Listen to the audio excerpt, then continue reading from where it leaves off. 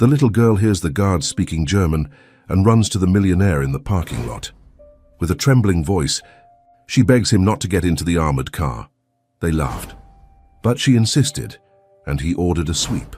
What they found under the seat would change the course of that night forever. Robert Chandler observed San Francisco from the 52nd floor of the Chandler Tower. The city sprawled before him like a miniature model he could manipulate at will. At 54, he commanded an empire that spanned technology, real estate, and financial investments across 3 continents. Fortune magazine had called him the architect of modern capitalism, a title he neither rejected nor embraced, merely accepting it as fact. "The Morgan acquisition papers are ready for your signature," said Vanessa, his chief of staff, placing a leather portfolio on his glass desk. She stood with perfect posture, her expression betraying nothing of their earlier heated debate about the aggressive corporate takeover. "And the board?" Robert asked without turning from the window. Rain had begun to fall, distorting the city lights into watercolor smears against the darkening sky. 7 in favor, 2 abstaining. The vote passed as expected. Robert nodded. "And the employees?" "HR has the termination packages prepared. Approximately 30% of Morgan's workforce will be released within the first quarter. The rest will be evaluated for retention." "People, Vanessa.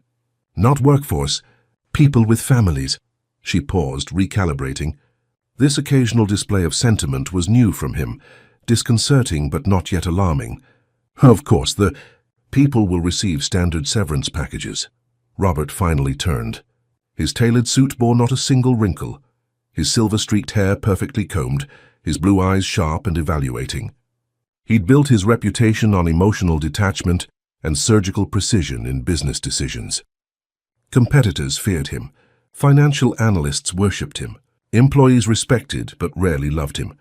"Double the severance for anyone with over 5 years of service," he said, picking up his fountain pen, a Mont Blanc Meisterstück, the same model he'd used to sign his first $1 million deal 27 years ago. "That's an additional $8 million, Vanessa said, her tone neutral but her eyes widening slightly. "I'm aware." He signed the documents without further comment. The intercom buzzed.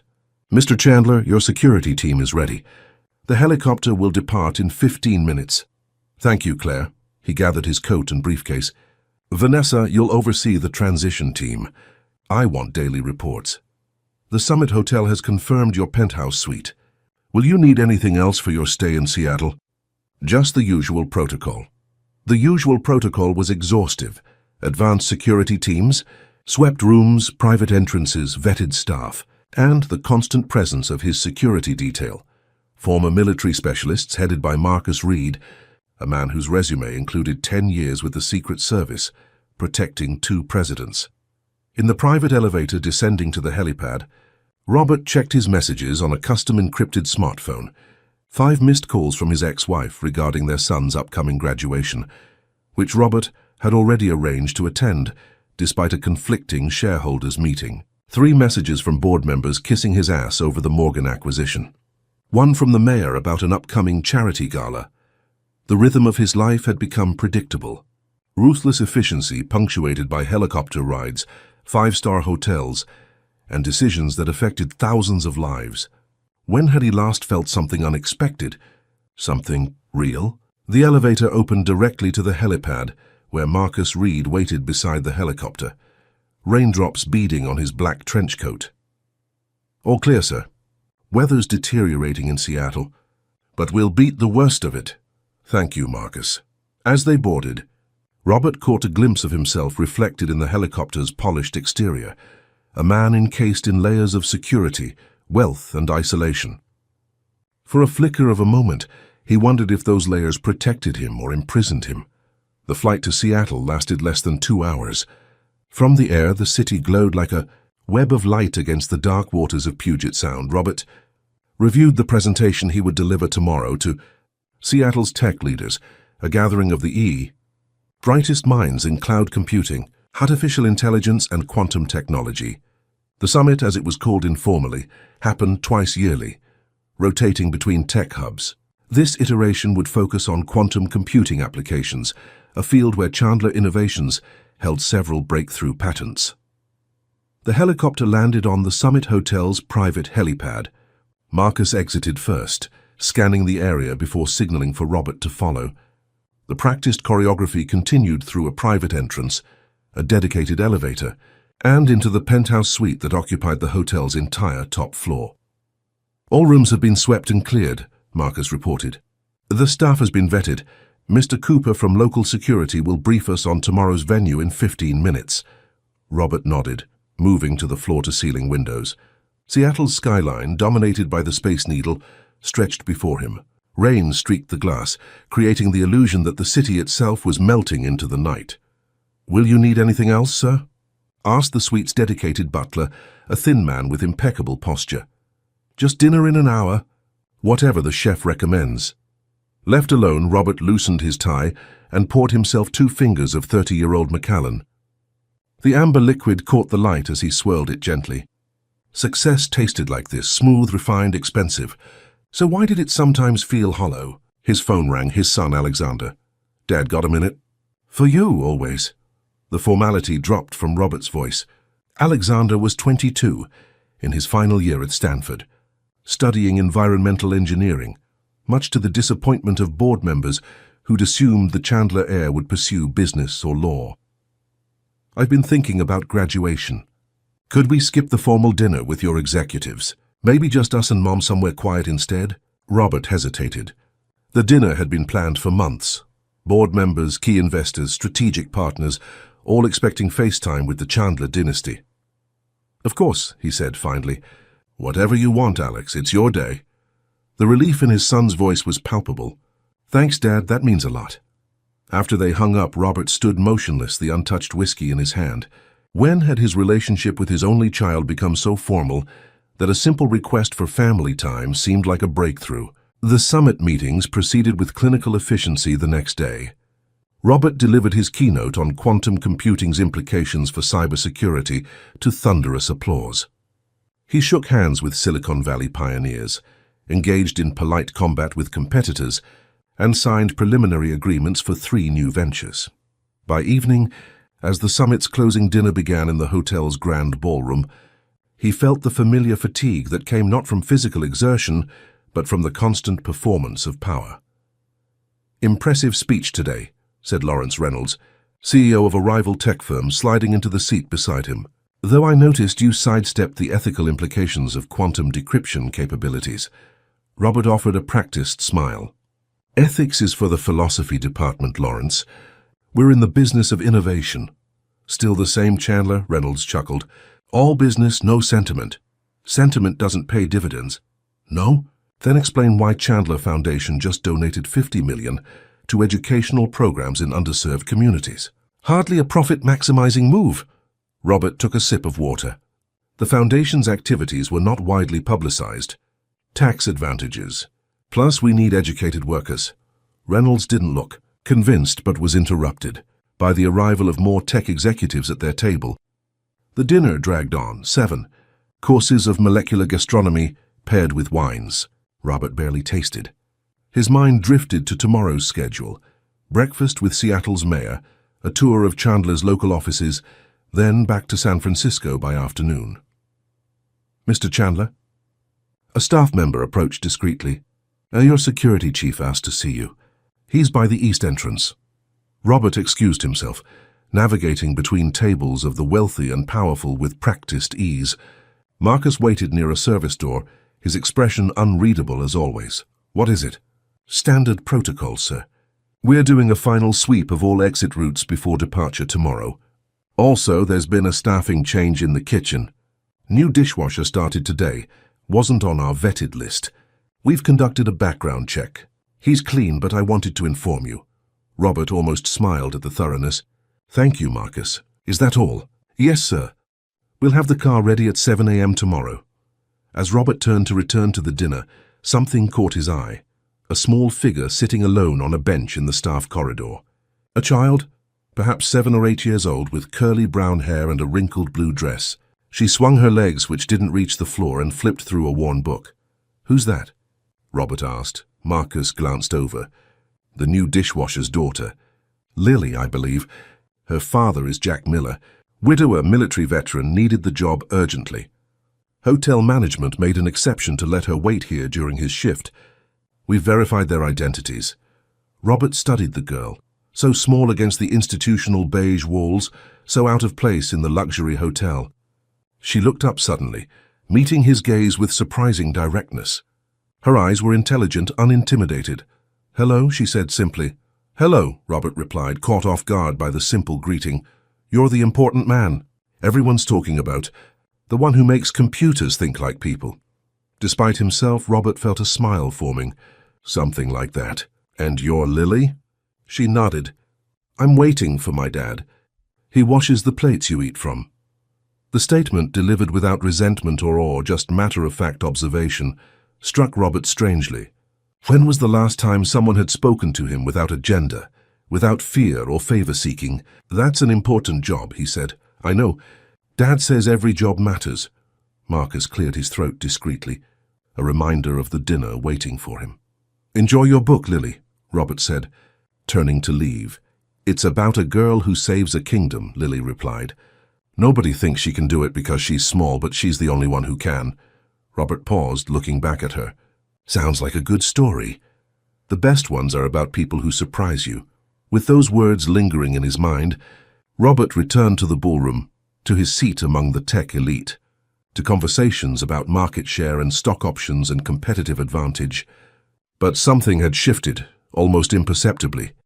In a world where he calculated every variable and controlled every outcome, a child's simple presence had introduced an element he couldn't quite define.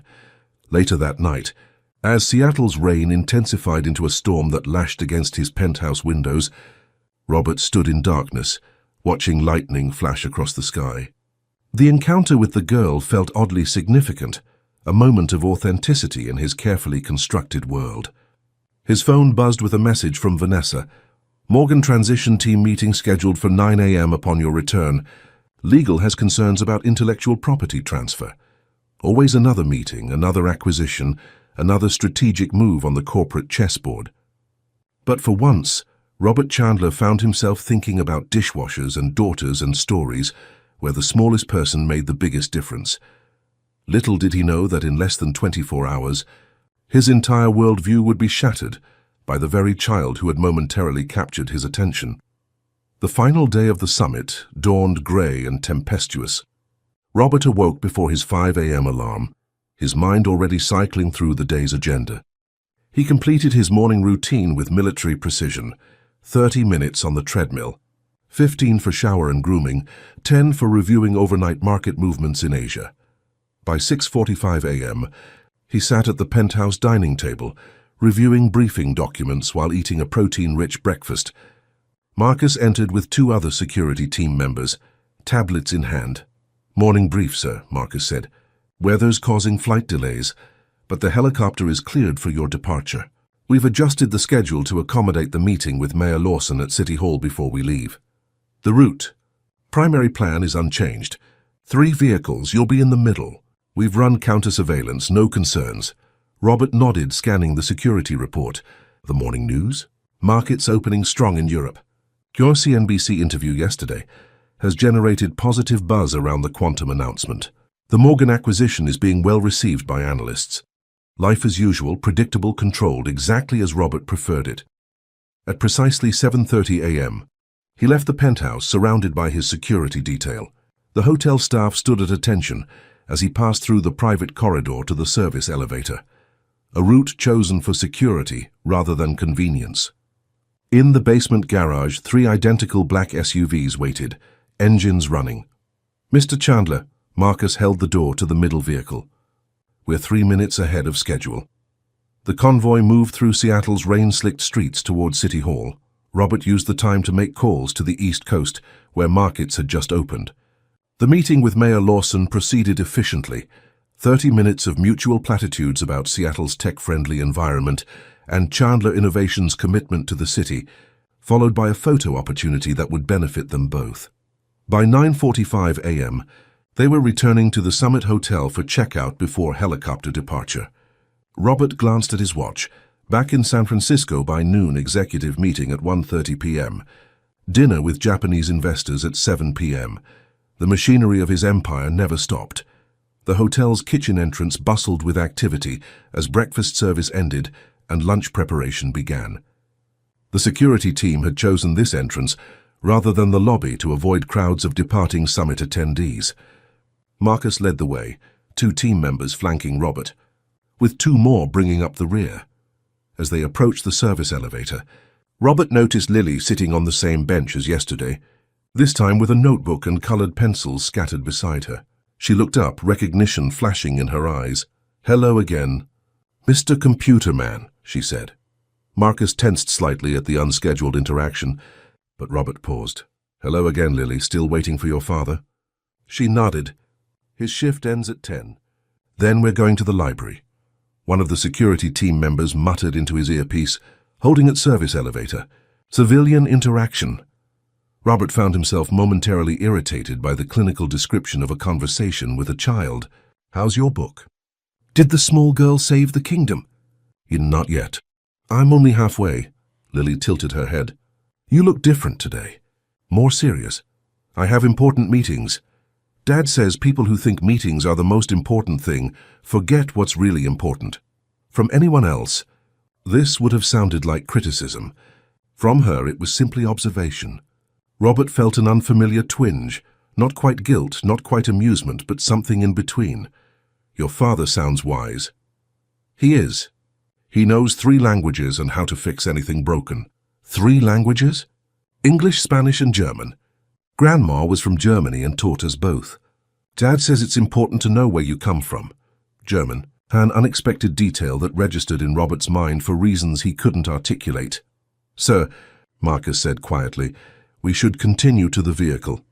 Robert nodded, turning back to Lily. "Enjoy the library." "I will. They have computers there where you can learn anything in the world for free. Maybe that's something you could put in your important meeting." This time Robert did smile. "Maybe I will." They continued to the service elevator, descending to the loading dock where deliveries arrived and trash departed. The rain had intensified, creating a curtain of water between the doorway and the waiting vehicles. 2 security team members went ahead to position themselves by the SUVs.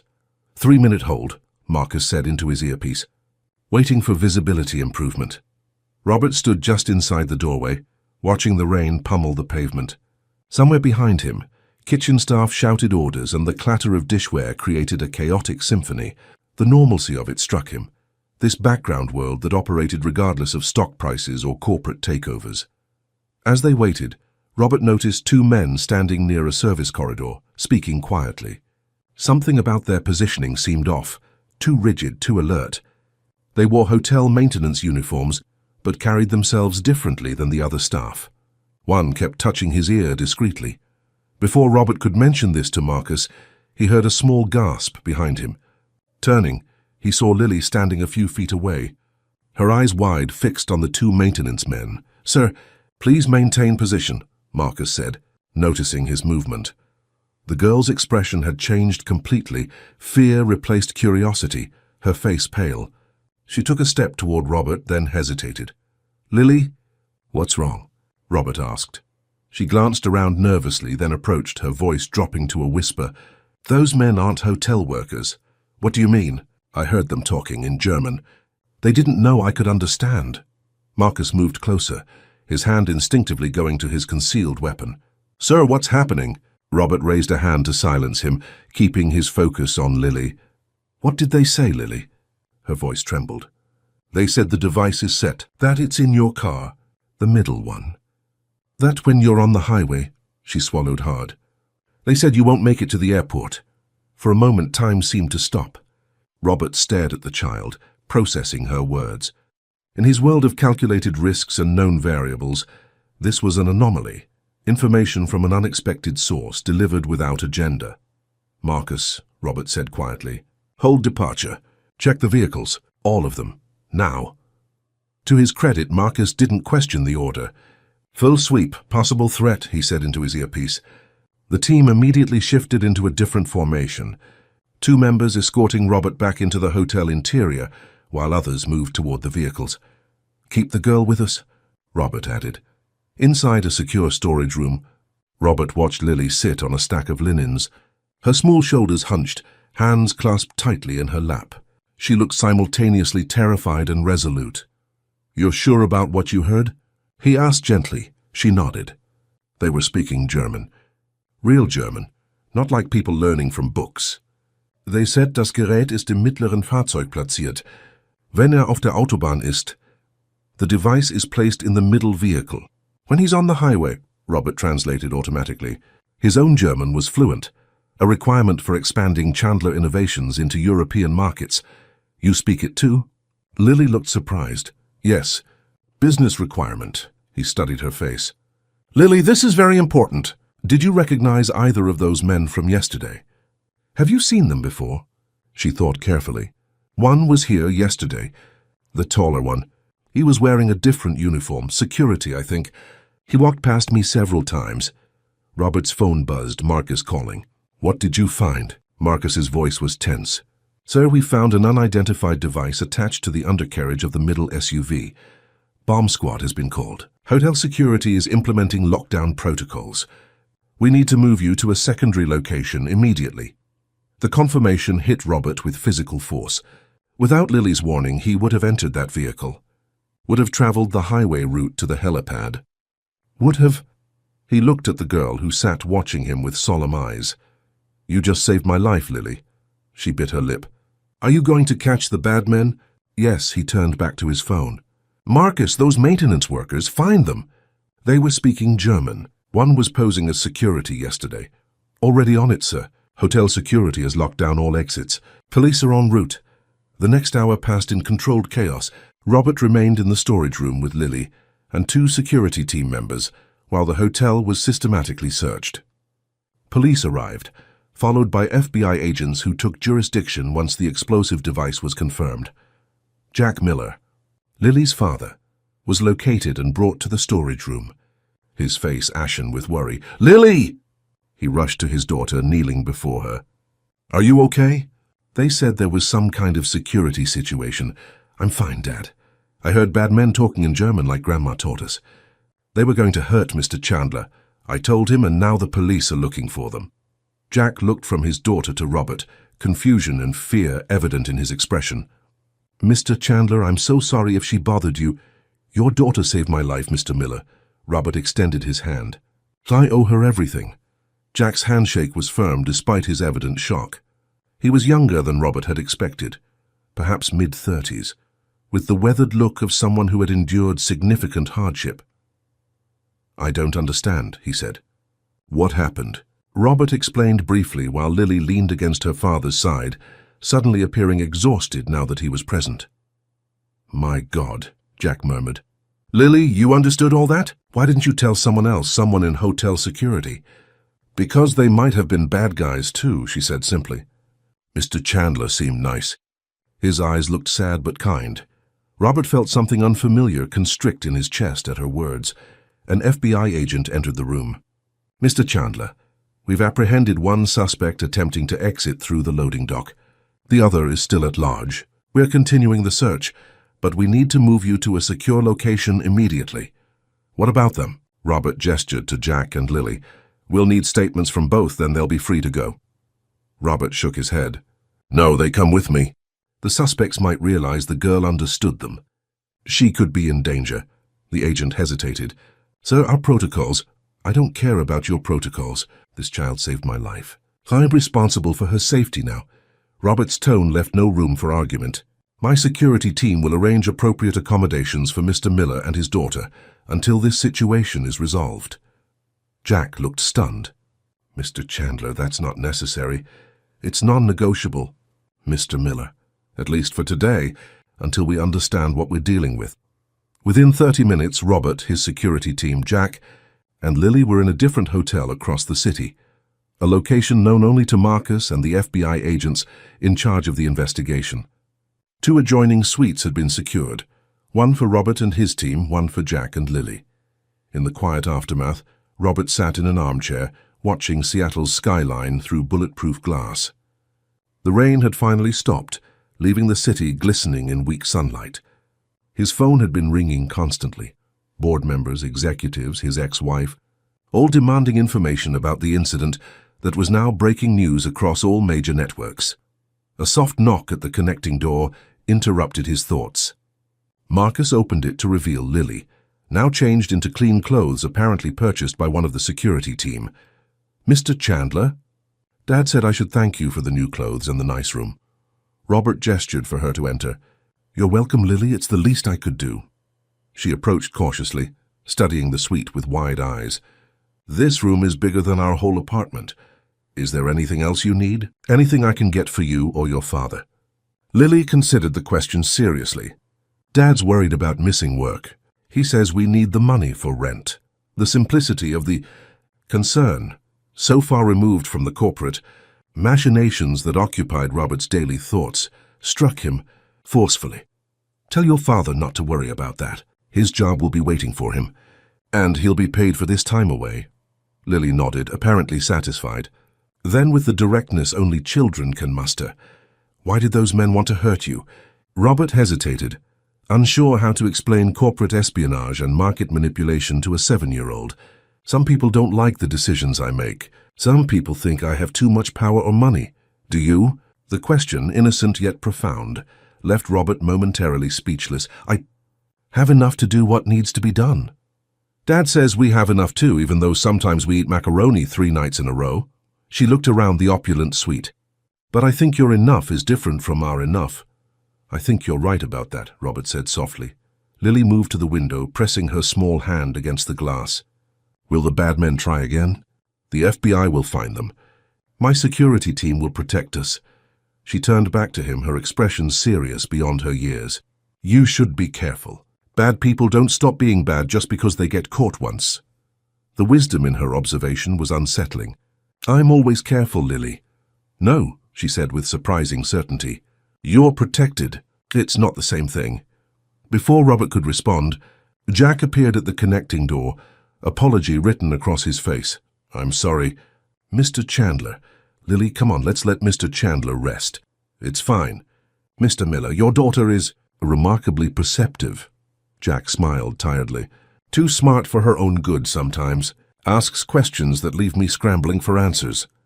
"The best ones are about people who surprise you," Robert said, echoing Lily's words from the day before. The girl beamed, recognizing her own phrase. "See, Dad? He remembers things too." As they returned to their suite, Robert remained by the window, the day's events replaying in his mind. The carefully orchestrated attempt on his life, the random presence of a child who happened to understand German, the milliseconds of decision that stood between life and complete disaster. His phone rang again, Vanessa for the 5th time. "Yes?" "Robert, thank God. The board is in emergency session. The FBI has briefed us on the situation. Are you safe? When can you return to San Francisco?" He watched a seagull soar past the window, riding currents of air with effortless grace. "I'm staying in Seattle for now. Cancel my meetings for the rest of the week. The rest of the... Robert, the Japanese investors are expecting you tonight. The Morgan transition can't proceed without your sign-off on the restructuring. Figure it out, Vanessa. That's why I pay you 7 figures. He ended the call and turned from the window. For the first time in years, perhaps decades, Robert Chandler felt something shift within him. The machinery of his empire would continue without him for a few days. The markets would fluctuate. Deals would stall or accelerate. But in the next room sat a child who had irrevocably altered his carefully controlled existence with nothing more than honesty and courage. And for reasons he couldn't yet articulate, Robert knew that everything had changed. The next morning, Robert woke to the unfamiliar sound of children's cartoons playing softly in the adjoining suite. For a moment, disoriented by the ordinary noise, he forgot the extraordinary circumstances that had brought him here. His phone showed 43 missed calls and 97 unread emails, the digital representation of an empire demanding attention. The attempted assassination was headline news across all major networks, with speculation running rampant about potential perpetrators. Industrial espionage, market manipulation, personal vendetta. The theories multiplied hourly. Marcus knocked and entered with a tablet displaying security briefings. "Update, sir. FBI has identified the second suspect, Heinrich Weber, German national with ties to several corporate intelligence firms, previously employed by Reynolds Quantum. though they're denying any knowledge of his activities. Robert's eyes narrowed. Lawrence Reynolds' company, his chief rival in the quantum computing space. The connection seemed too convenient, yet Reynolds wasn't foolish enough to arrange such a clumsy assassination attempt. Was he? And the first suspect, Anton Bauer, former Bundeswehr Special Forces, worked private security throughout Europe before dropping off the grid 3 years ago. Neither is talking yet, Robert nodded. And the Millers? FBI finished their interviews last night. They're free to go, but... Marcus hesitated. Sir, there's a complication. Someone leaked the girl's involvement to a reporter at the Seattle Times. We've contained it for now, but once the Millers return to their apartment, they'll be swarmed by media. Robert frowned. The last thing Lily needed was to become the center of a media circus, or worse, a target for whoever had orchestrated the attack. They stay with us for now. Find someplace secure away from Seattle. Arrange for anything they need. Yes, sir. Also, the board is requesting an emergency video conference at noon Eastern Time. Tell them I'll be there. After Marcus left, Robert stood by the window, contemplating his next move. The rational business decision would be to return to San Francisco immediately, manage the crisis from headquarters, distance himself from the Millers once their safety was assured. But something, intuition perhaps, or something less definable, told him that path was wrong. A soft knock interrupted his thoughts. Jack Miller stood in the doorway connecting their suites, his expression a mixture of gratitude and discomfort. Mr. Chandler, I wanted to thank you for everything, but we really should be getting home. Lily has school tomorrow, and I need to sort things out with the hotel about my job. Please call me Robert. He gestured toward a chair. And I'm afraid returning home isn't safe yet. Not until we know exactly what we're dealing with. Jack remained standing, his posture revealing military training. With all due respect, sir, this isn't our fight. Lily did what any decent person would do. We don't expect anything in return. What your daughter did was extraordinary, Mr. Miller. Most adults would have hesitated, rationalized away what they heard, or simply minded their own business. She acted with courage and clarity that saved my life. Robert studied the younger man. And now I'm asking you to trust me when I say that returning to your apartment could put both of you at risk. Jack ran a hand through his short brown hair, the same color as Lily's curls. We can't just disappear. I have responsibilities. Lily has school, all of which can be addressed. I have resources that can help make this transition smooth. It would only be temporary, a few weeks at most, until the investigation clarifies who was behind this. Before Jack could respond, Lily appeared beside him, still in pajamas decorated with cartoon astronauts. Dad, are we going to stay with Mr. Chandler? Her eyes, bright with excitement, moved between the two men. Jack sighed. We're discussing it, Pumpkin. I think we should. His security people look like the men in your military photos. The serious ones who keep people safe. Robert felt a smile tug at his lips. Very observant, Lily. Most of my security team are former military, like your father. Her eyes widened. You were a soldier, Mr. Chandler. No, but I respect those who serve. He turned back to Jack. 2 weeks. A secure location of your choosing within reason. Your job will be waiting when you return, and Lily's education won't suffer. After that, if you wish to return to your normal lives, I'll ensure you have the resources to do so safely. Jack studied him, evaluating. And if I say no, then I'll arrange for alternative security measures for you both in Seattle. But I can't guarantee they'll be as effective or as unobtrusive. Jack looked down at his daughter, who was now examining the room service menu with fascination. Dad, they have chocolate chip pancakes with whipped cream faces. Something in Jack's expression softened. 2 weeks, he said finally. And then we re-evaluate. Agreed. Robert extended his hand and they shook on it. The board meeting proceeded exactly as Robert had anticipated. The directors oscillated between genuine concern for his well-being and thinly veiled anxiety about market implications and leadership continuity. The stock dropped 8 points when news broke, said Harrison Whitmore, the oldest board member. We need you back in San Francisco, Robert, visible, in control. I'll return when security considerations allow it, Robert replied calmly. In the meantime, Vanessa has full authority to execute the Morgan transition. And this family you've taken under your wing? Asked Diana Chen, arching a perfectly groomed eyebrow. "The press is starting to ask questions about the child involved." "The Millers' privacy will be protected at all costs," Robert's tone hardened. "Their safety is non-negotiable." After the call ended, Robert found himself staring at the blank screen, reflecting on how quickly priorities could shift. A week ago, he would have been the first to insist on business continuity above all else. Now the thought of returning to his glass tower and proceeding as if nothing had changed seemed not just impossible, but wrong. By afternoon, arrangements had been finalized. A private compound in the mountains of Montana, originally purchased as a potential executive retreat but rarely used, would be their destination. Remote, secure, with all modern amenities and a small staff already in place. Marcus had arranged for a private flight from a small airfield outside Seattle, bypassing commercial airports entirely. "Everything's packed, sir," Marcus reported. The Millers had limited personal belongings at their apartment. "We've arranged for additional clothes and necessities to be waiting at the compound." "And Lily's school?" "We've coordinated with her principal. Official story is a family emergency.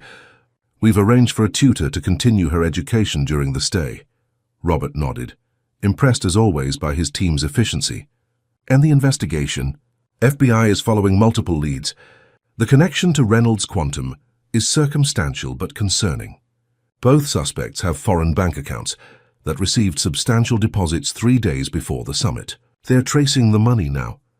Keep me informed of any developments." Robert paused. "And Marcus, have you found anything unusual in Jack Miller's background?" The question had been nagging at him. The coincidence of a dishwasher's daughter with knowledge of German being in exactly the right place at the right time. "Nothing suspicious, sir. Army veteran, 2 tours in Afghanistan. Honorable discharge in 2015 after an IED injury. Worked various jobs since then. Wife died of cancer 4 years ago. No criminal record. No unusual financial activities, no suspicious contacts. By all accounts, he's exactly what he appears to be. A widower struggling to raise his daughter." The simplicity of it was almost disappointing. Robert had half expected some complex conspiracy, some hidden connection that would make sense of the randomness of his survival. Instead, it appeared to be exactly what it seemed, pure chance or perhaps fate if one believed in such things.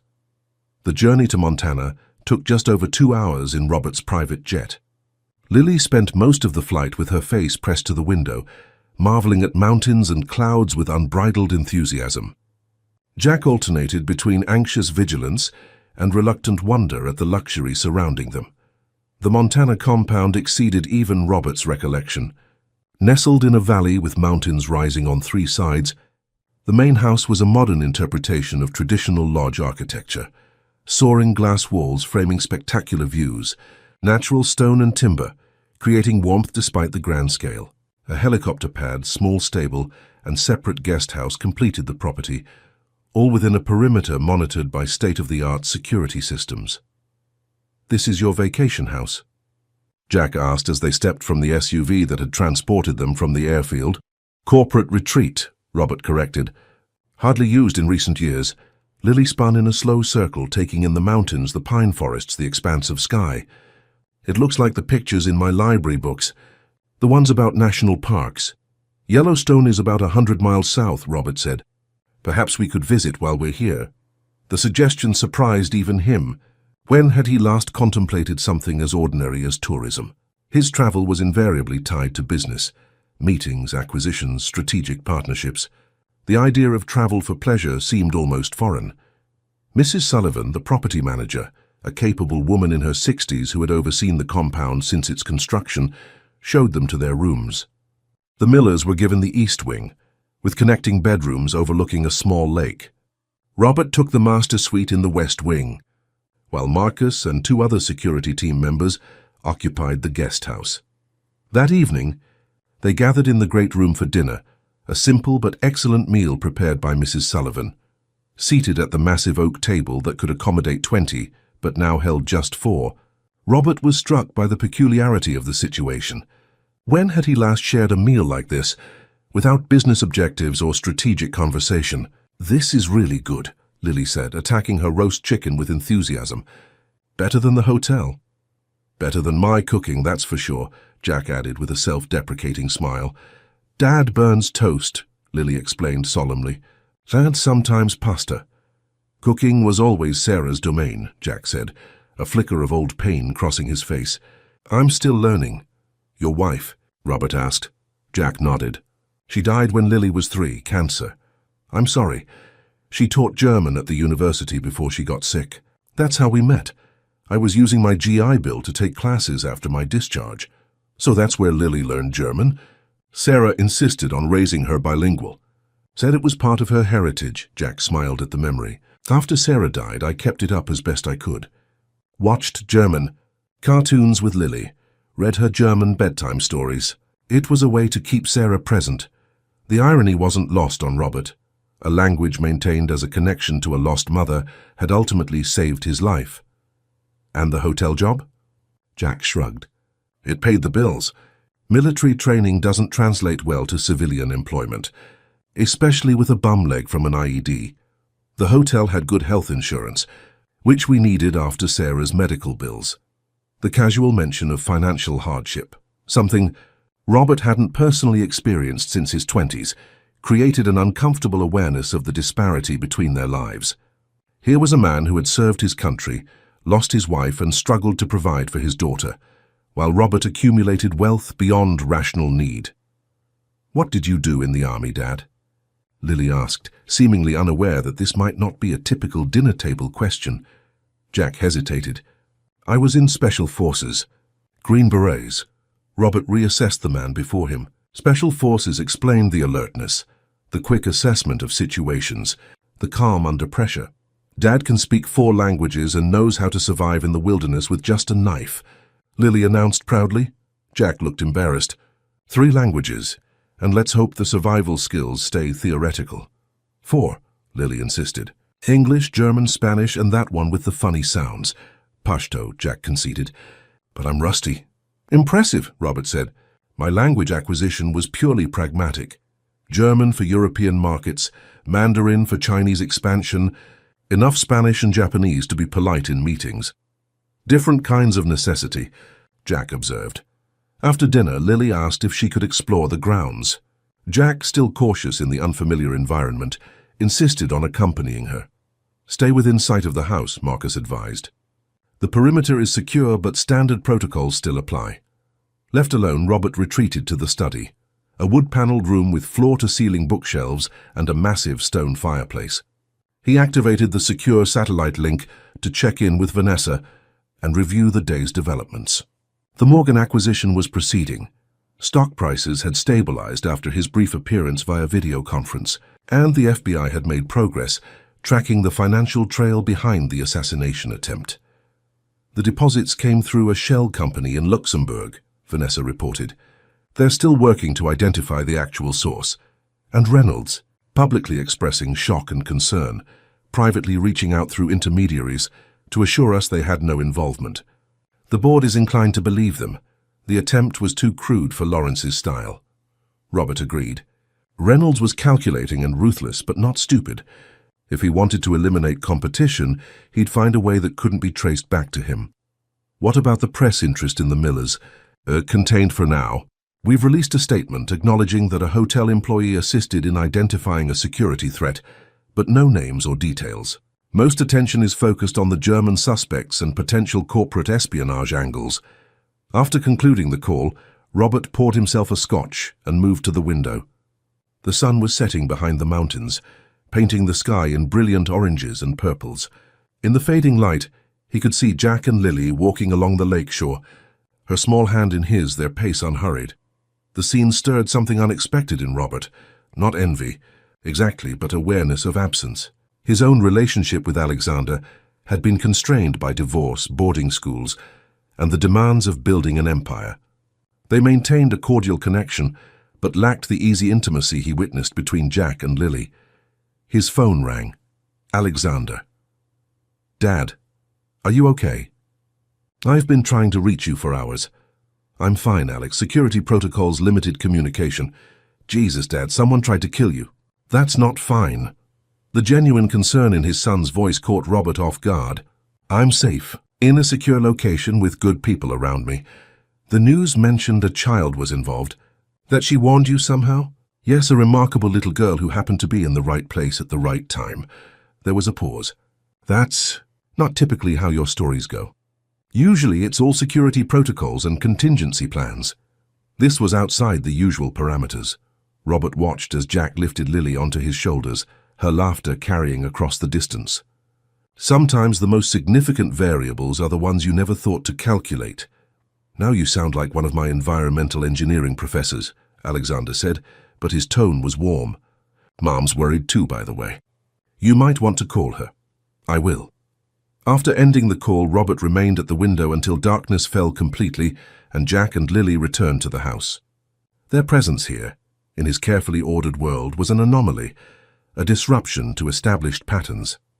Yet watching them, he felt something shift in his perception, as if a new variable had been introduced to an equation he had believed already solved. Later, passing by Lily's room, Robert heard Jack's voice reading a bedtime story, something about a brave knight and a dragon. He paused, listening to the rise and fall of the narrative, the occasional question from Lily, Jack's patient answers. Such an ordinary moment, yet somehow profound in its simplicity. In his own room, Robert stood before the mirror, loosening his tie. The face that looked back at him was familiar, yet somehow different. The same features that appeared on magazine covers and financial news programs, but altered by recent events in ways he couldn't quite define. For the first time in years, Robert Chandler went to bed without checking market futures or reviewing strategic briefings. Instead, his thoughts circled around German lessons preserved as a memorial to a mother, a father struggling to fill two parental roles, and a child whose courage had altered the trajectory of his carefully planned existence. As sleep approached, one thought crystallized with unexpected clarity. His survival had not been ensured by the expensive security systems or professional bodyguards in which he'd placed his trust, but by the simple bravery of a 7-year-old girl who recognized wrong and chose to act. The realization was both humbling and profound, a reminder that for all his wealth and power, some things remained beyond his control or purchase. And surprisingly, for a man who had built an empire on control, that thought brought comfort rather than anxiety, as he drifted into the deepest sleep he'd experienced in years. Days at the Montana compound settled into an unexpected rhythm. Robert continued to manage his business empire remotely, spending mornings in video conferences and strategic calls. But his afternoons began to shift, first with brief walks around the property, then with longer excursions that increasingly included the Millers. 1 week into their stay, Robert found himself sitting on the dock beside the small lake, watching Jack teach Lily to fish. The domesticity of the scene struck him as surreal, a tableau he was observing from the outside, separate from his normal existence. You need to be patient, Jack was saying, adjusting Lily's grip on the fishing rod. Fish don't work on human schedules. How do they tell time underwater? Lily asked, squinting at the placid surface of the lake. They don't need clocks. They follow the sun, the seasons, their instincts. That sounds nicer than homework and bedtimes, Jack laughed. Maybe, but fish have their own problems, always watching for bigger fish, trying to eat them. Like businesses, Robert said without thinking. They both turned to look at him, surprised by his contribution to their conversation. Is that what you do? Lily asked. Look for bigger fish? Sometimes I am the bigger fish, Robert admitted. Sometimes I'm watching for them. And sometimes, Jack added with unexpected insight, you're so busy watching for big fish that you miss the current changing direction. The observation, delivered without judgment, struck uncomfortably close to truth. How many shifts in technology, in culture, in human priorities, had he dismissed as irrelevant to the bottom line? I caught something, Lily suddenly exclaimed, her rod bending dramatically. What followed was 10 minutes of excitement as Jack helped her reel in a respectable rainbow trout, Lily alternating between determination and delighted squeals. When the fish was finally landed, she insisted on releasing it after a brief celebration. We already have dinner, she explained, watching the trout disappear back into the depths. He should get to go home too. That evening, Mrs. Sullivan prepared a hearty stew, which they ate at the kitchen island rather than the formal dining room. The conversation flowed naturally, touching on Lily's progress with her tutor, Jack's physiotherapy for his injured leg, and the latest updates on the investigation. FBI thinks they've identified a third conspirator, Robert shared, keeping the details vague for Lily's benefit. Someone higher in the organization who coordinated the others. Have they made an arrest? Jack asked. Not yet. They're building a case. These things take time. Like fishing, Lily said sagely, spooning more stew into her mouth. After dinner, they gathered in the great room where a fire crackled in the massive stone hearth. Lily had discovered a collection of board games in a cabinet and insisted they play. To Robert's surprise, he found himself agreeing to Monopoly, a game he hadn't played since college. I always get the dog, Lily announced, claiming the small metal token. I'll take the top hat, Robert said, selecting the piece that had been his favorite as a child. Car for me, Jack said. Closest thing to a tank they make. The game progressed with unexpected competitiveness from all sides. Lily proved to be surprisingly strategic, focusing on orange and red properties. Jack demonstrated a careful balance of risk and conservation. Robert, accustomed to high-stakes business negotiations, found himself genuinely engaged in the miniature property empire unfolding on the board. You're supposed to pay me $200, Lily said, pointing to the chance card Robert had drawn. A steep price for school repairs, he observed, counting out the colorful bills. Education is expensive, Jack said with a wry smile. Trust me, I've been saving for Lily's college since she was born. A college fund on a dishwasher's salary can't be easy, Robert said, immediately regretting the bluntness of his observation. Jack's expression remained neutral. Sarah had a small life insurance policy. That's the foundation. I add what I can each month, even if it's just $20. What do you want to study, Lily? Robert asked, hoping to move past his tactless comment. Astronomy. Or maybe veterinary medicine. Or both. Animals in space. Her eyes lit up at the thought. Did you know there's a dog constellation? Canis Major. I read about it in my library book. I did not know that, Robert admitted. What did you want to be when you were little, Mr. Chandler? The question caught him off guard. I always knew I would go into business. My father expected it. But what did you want? Lily persisted. Robert paused, searching his memory. An architect, I think. I used to draw buildings when I was about your age. Why didn't you become one? Life took a different direction. My father needed help with his company. Then college, then business school. Choices narrow as you get older, Lily. That sounds sad, she said simply, rolling the dice for her turn. Later, after Lily had gone to bed and Jack had retired to make some calls to friends back in Seattle, Robert stood on the deck, staring at the stars visible in the clear mountain air. His phone buzzed, Vanessa with the daily summary. European markets close strong. The Morgan integration team reports all milestones on schedule. PR has successfully redirected media attention from the assassination attempt to the quantum computing breakthrough.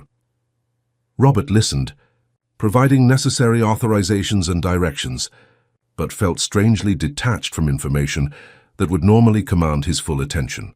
The board is asking about your return timeline, Vanessa concluded.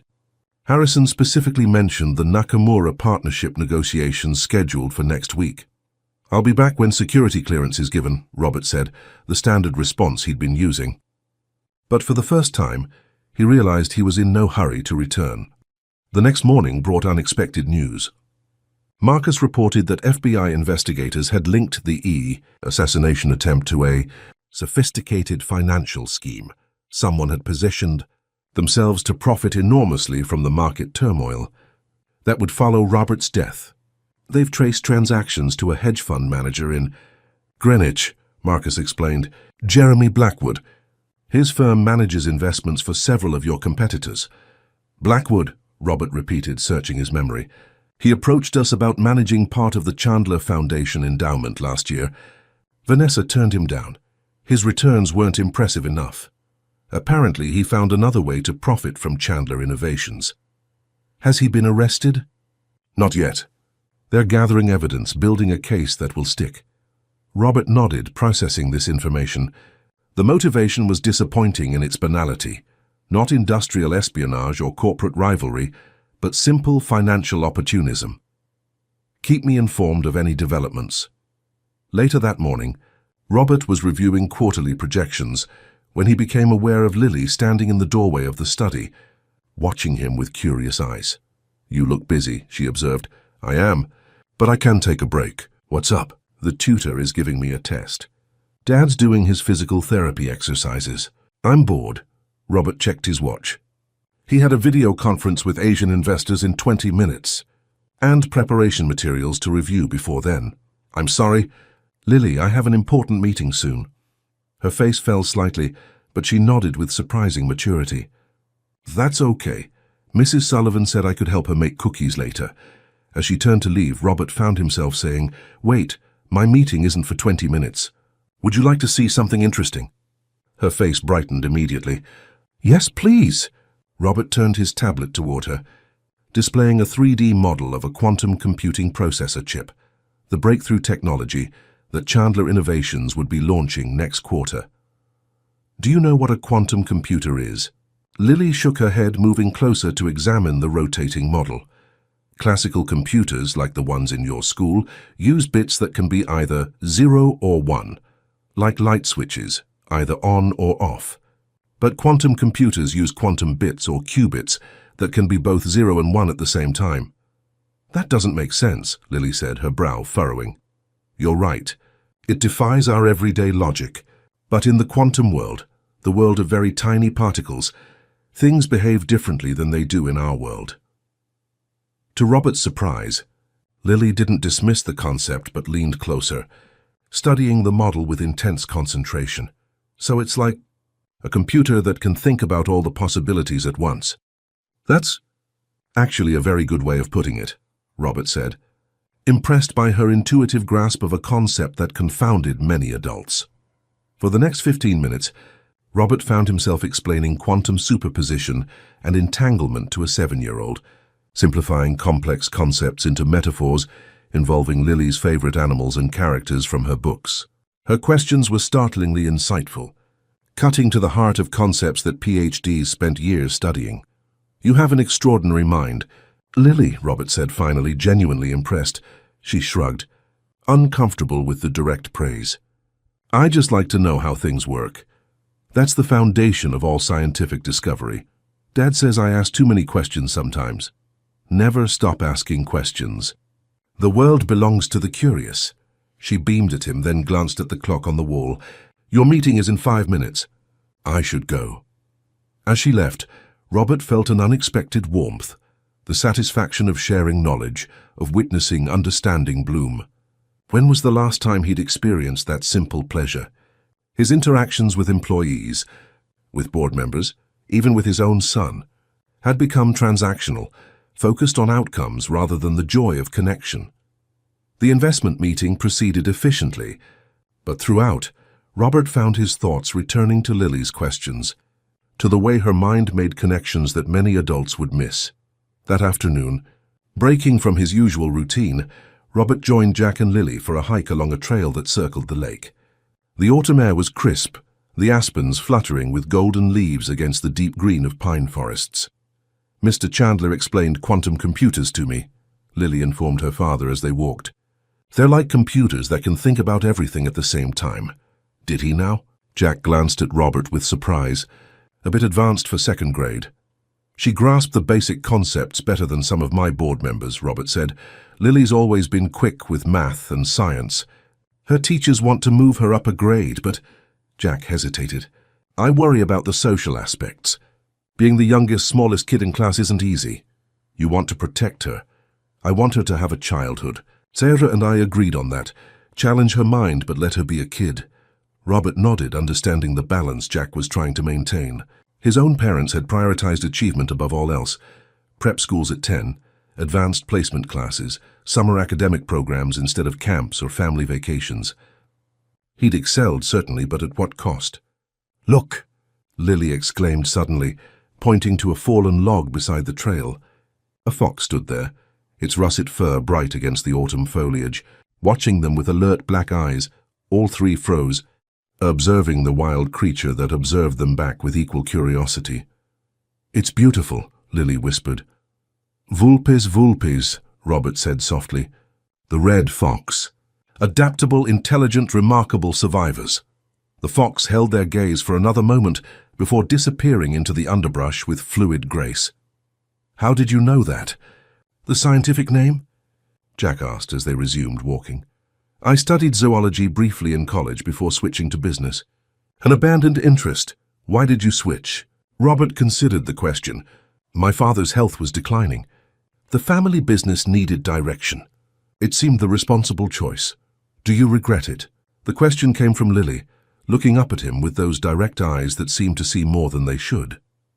"I built something significant," Robert replied, sidestepping the actual question. "Chandler Innovations employs thousands of people, develops technologies that improve lives. But do you like it?" Lily persisted. The simplicity of the question struck him. When had anyone last asked not about his success or strategies or market position, but simply whether he enjoyed what he did? "Parts of it," he admitted. "The innovation, seeing ideas become reality, the problem-solving," he paused. "Other parts are necessary rather than enjoyable." They walked in silence for a moment, the only sounds their footsteps on the forest floor and the wind in the aspens. "Dad doesn't like washing dishes," Lily offered finally. "But he says work is about providing, not enjoying."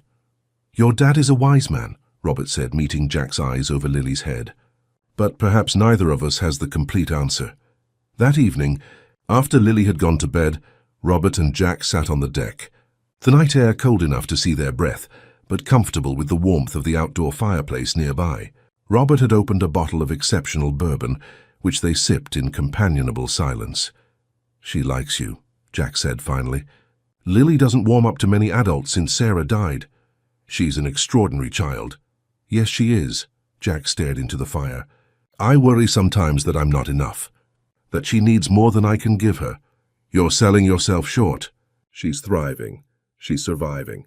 "There's a difference." Jack swirled the bourbon in his glass. "I want more for her than just getting by." "The tutor you arranged.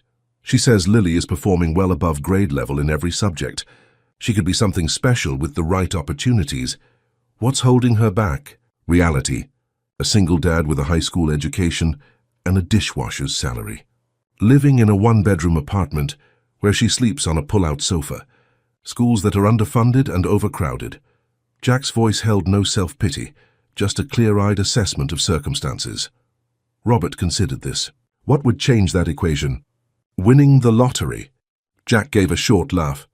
"I've been applying for better jobs, taking online courses when I can afford them. It's a slow climb." "And if resources weren't the limiting factor?" Jack looked at him sharply. "We're not a charity case, Mr. Chandler." "Robert," he corrected automatically. "And that's not what I meant." "Then what did you mean?" Robert chose his words carefully. "I'm in a position to create opportunities. Educational funds, mentorship programs, scholarships. Not just for Lily, but for children like her. Because she saved your life." Jack's tone was neutral, but with an edge of wariness. "Initially, yes. I won't deny that I feel a personal debt there. But having spent time with her, with you both..."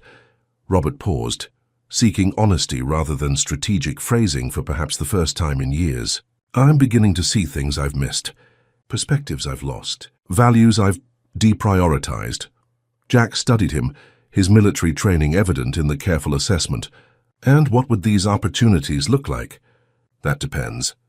What does Lily need most?" The conversation extended late into the night, moving from Lily's immediate educational needs to broader questions of purpose and impact. Robert found himself speaking with unexpected candor about his own journey, the abandoned interests, the relationships sacrificed to ambition, the growing disconnect between his accumulation of wealth and his experience of meaning. Jack, for his part, shared the challenges of raising a gifted child alone, of balancing immediate needs against long-term potential, of preserving Sarah's memory and influence while building a new life. When they finally parted, something had shifted between them, a mutual respect that transcended their vastly different circumstances. In his room, Robert stood at the window, watching moonlight silver the mountains. His phone displayed dozens of notifications, emails, and messages, the constant demands of an empire that had once defined him completely. But for the first time in decades, he felt the stirring of something different. Not a rejection of his business acumen or achievements, but a recontextualization, a reordering of priorities. On impulse, he opened his calendar app and cleared the following afternoon, cancelling a quarterly review meeting that would have occupied 3 hours. Then he sent a message to Jack. "Tell Lily to bring her astronomy book tomorrow. I know a good spot for stargazing." As he set the phone aside, Robert realized he was smiling, a genuine expression that had nothing to do with stock prices, successful negotiations, or competitive advantage. Something was changing within him, a subtle but fundamental shift like the imperceptible movement of tectonic plates that eventually transforms entire landscapes. Whether this transformation would complement his existing life or dismantle it entirely remained to be seen. But for tonight, in the quiet of the Montana mountains, that uncertainty felt not like a threat, but like possibility, the first he had truly allowed himself to experience in longer than he could remember. 2 weeks stretched into 3, then 4. The initial security crisis evolved into something else entirely, an unexpected interlude that none of them had anticipated. The autumn days grew shorter, the mountain air sharper with the promise of approaching winter. Robert postponed his return to San Francisco repeatedly, citing security concerns, but privately acknowledging different motivations. In the great room one evening, he conducted a video call with Vanessa, who no longer bothered to hide her exasperation. "The board is getting restless, Robert. This remote arrangement was acceptable during the immediate aftermath, but it's been a month. Harrison is using words like leadership vacuum and abdication of responsibility." Robert watched snow begin to fall outside the windows, the first of the season, delicate flakes dancing in the porch lights. The Morgan transition is proceeding on schedule. Quarterly earnings exceeded projections. The quantum computing patents have been secured. What exactly is suffering in my absence? It's not about metrics. It's about presence, visibility, the Chandler mystique that you've cultivated for 20 years. He considered this, recognizing the truth in her assessment. His leadership style had always involved a certain theatrical element, the brilliant, demanding visionary whose physical presence inspired both fear and devotion. "I'll return next week," he said finally. "Schedule a board meeting and press conference. And Vanessa? I'll be bringing some new initiatives to the table. Have the Foundation's executive director available for consultation." "New initiatives? What kind of initiatives?" "Educational, focused on identifying and supporting exceptional children from disadvantaged backgrounds." Her silence spoke volumes before she finally responded. "This is about the girl, isn't it? The dishwasher's daughter. This is about potential, Vanessa. Human potential that's being wasted because of arbitrary barriers to opportunity." After ending the call, Robert remained at the window, watching the snowfall intensify. The idea had been forming for weeks, initially as a way to repay his personal debt to Lily, but expanding into something more comprehensive. A systematic approach to identifying children with exceptional abilities, regardless of socioeconomic background, providing them with educational resources, mentorship, and financial support through college and beyond. The concept wasn't entirely altruistic. These children would become a talent pipeline for Chandler Innovations, bringing fresh perspectives and diverse experiences to a corporate culture that had grown increasingly homogeneous. But the primary motivation remained the recognition that minds like Lily's were rare and precious resources that society couldn't afford to squander. "Dad, it's snowing." Lily's excited voice echoed through the house as she ran from window to window. Jack followed at a more measured pace, smiling at his daughter's enthusiasm. "First snow of the season," he said, joining Robert at the window. "Came early this year." "We rarely notice the change of seasons in San Francisco," Robert observed. "It's either mildly cool and foggy or mildly warm and foggy. One of the things I miss about military life, being connected to the elements. You feel the seasons when you're living in them, not just observing them through climate-controlled windows." "I've been thinking about your situation," Robert said, shifting the conversation. "When we return to Seattle," Jack's expression grew cautious. "We've talked about this, Robert. We're not looking for—" "Not charity," Robert interrupted. "Opportunity. For both of you." Lily had joined them, pressing her nose against the glass to watch the snow accumulate on the ground outside. I'm establishing a new educational initiative through the Chandler Foundation, a program to identify exceptionally gifted children and provide them with the resources they need to fulfill their potential.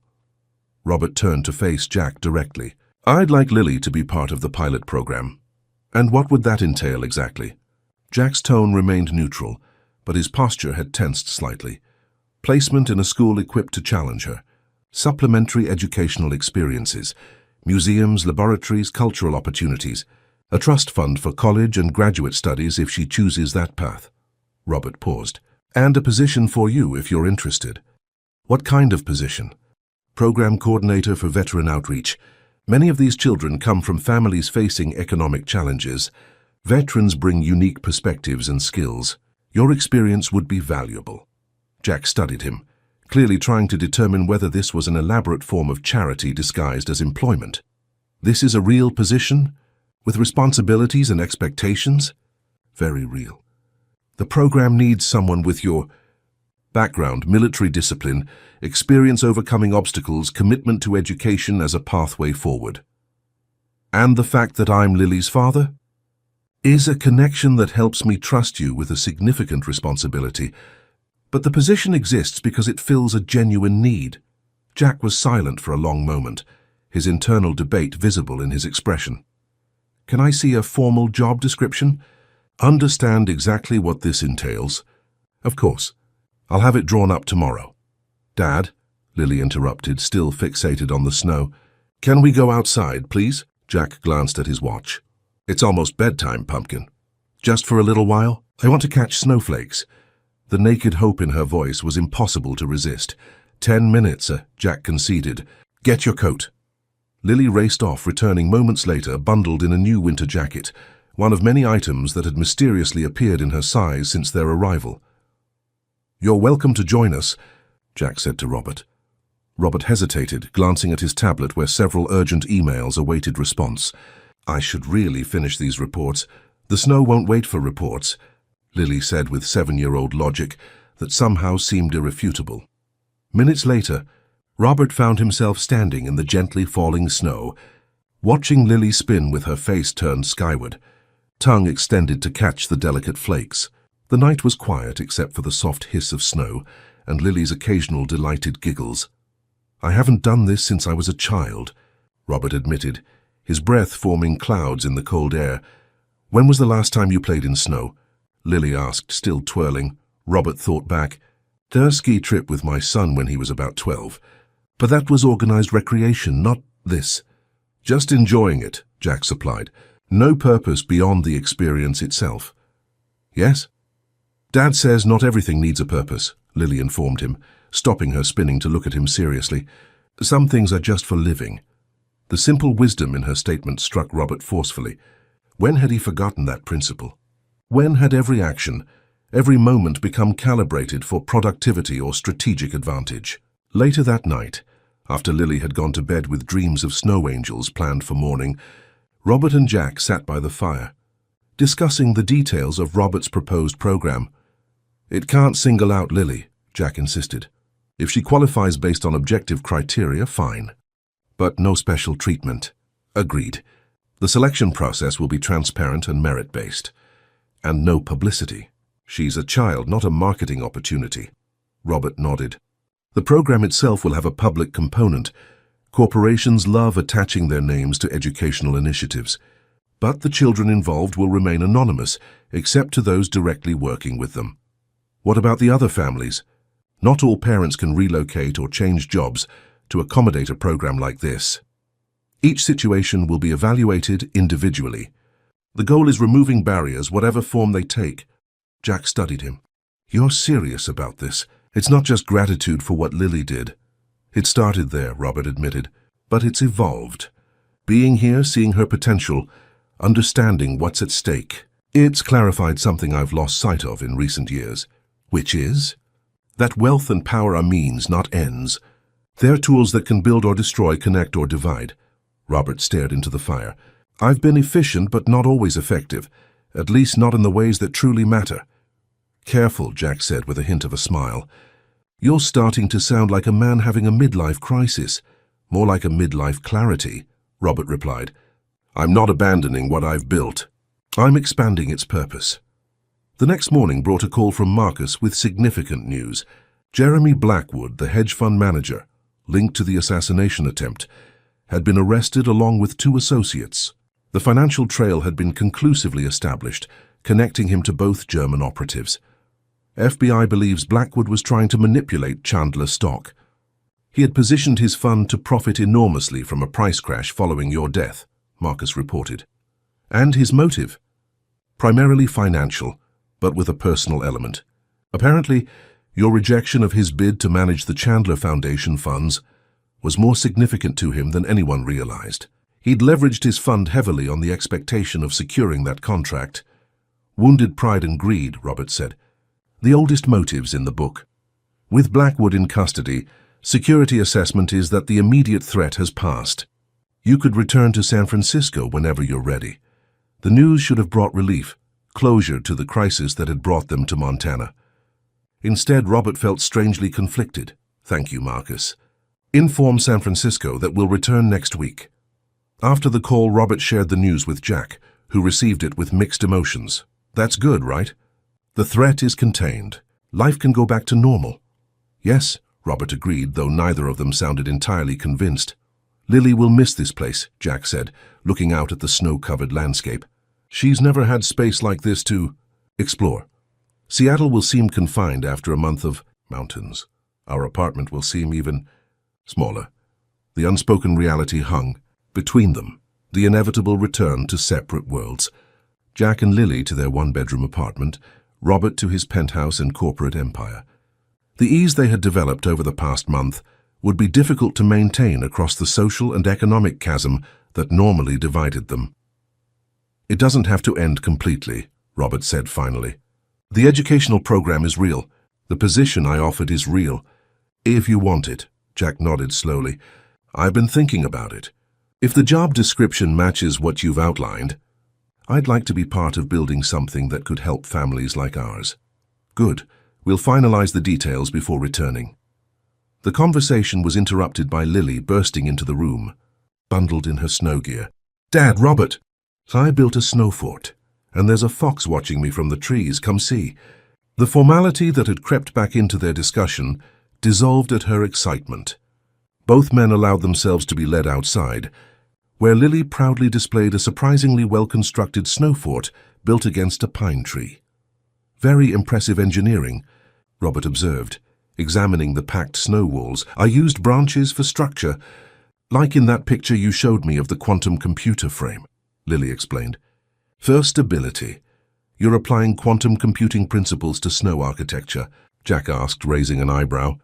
The physics are the same, Dad, she said with such seriousness that both men had to suppress laughter. Where's this fox you mentioned? Robert asked. Lily pointed toward a copse of trees at the edge of the clearing. He was right there watching me. He had red fur and the smartest eyes. Foxes are naturally curious, Robert said, but cautious around humans.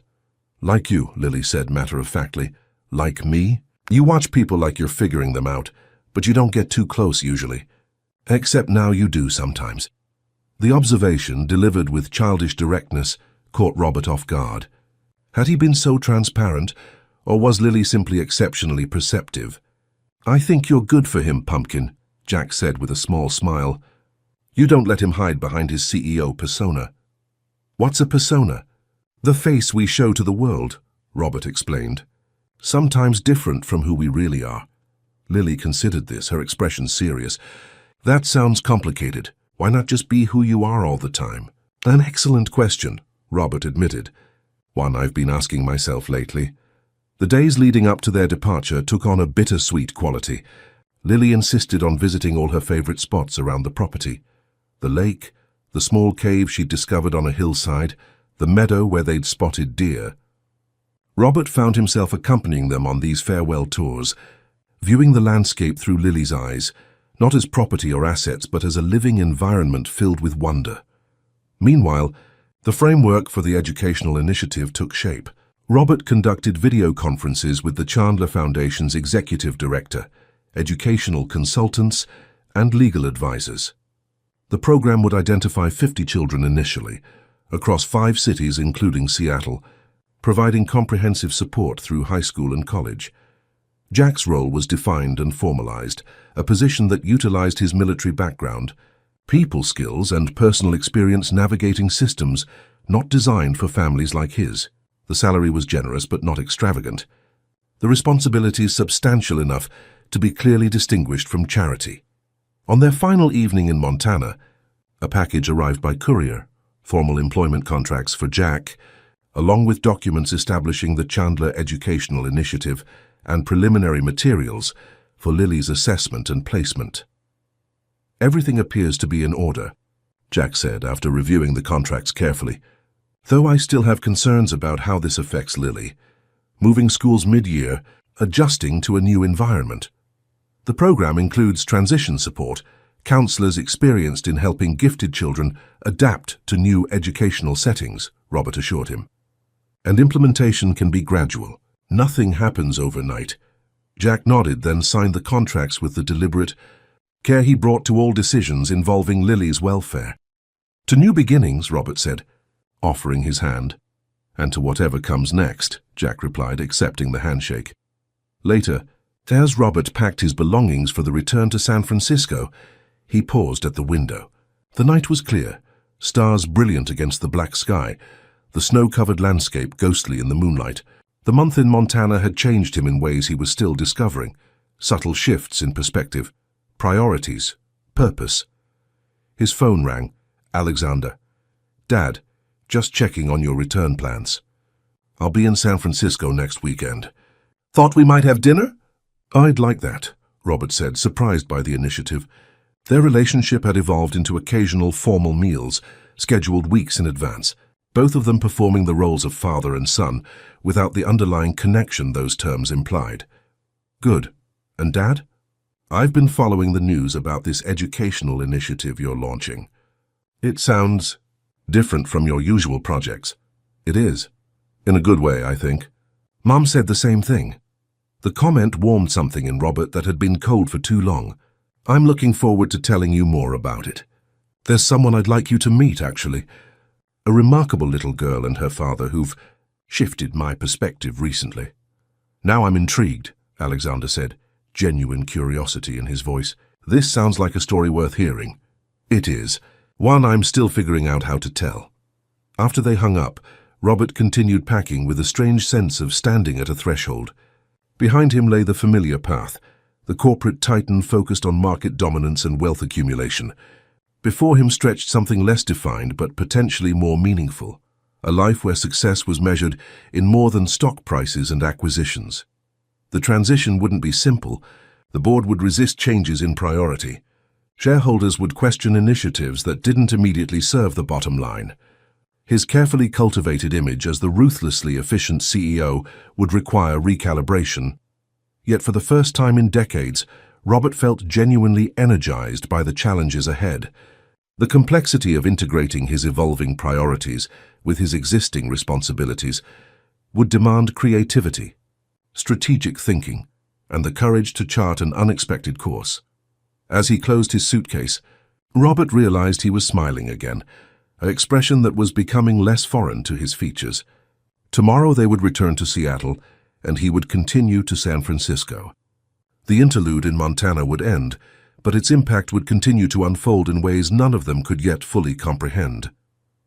In the quiet night, with snow falling again outside his window, Robert Chandler made a silent commitment to honor the courage of a child who had saved not just his life, but perhaps his humanity, by building something worthy of that gift.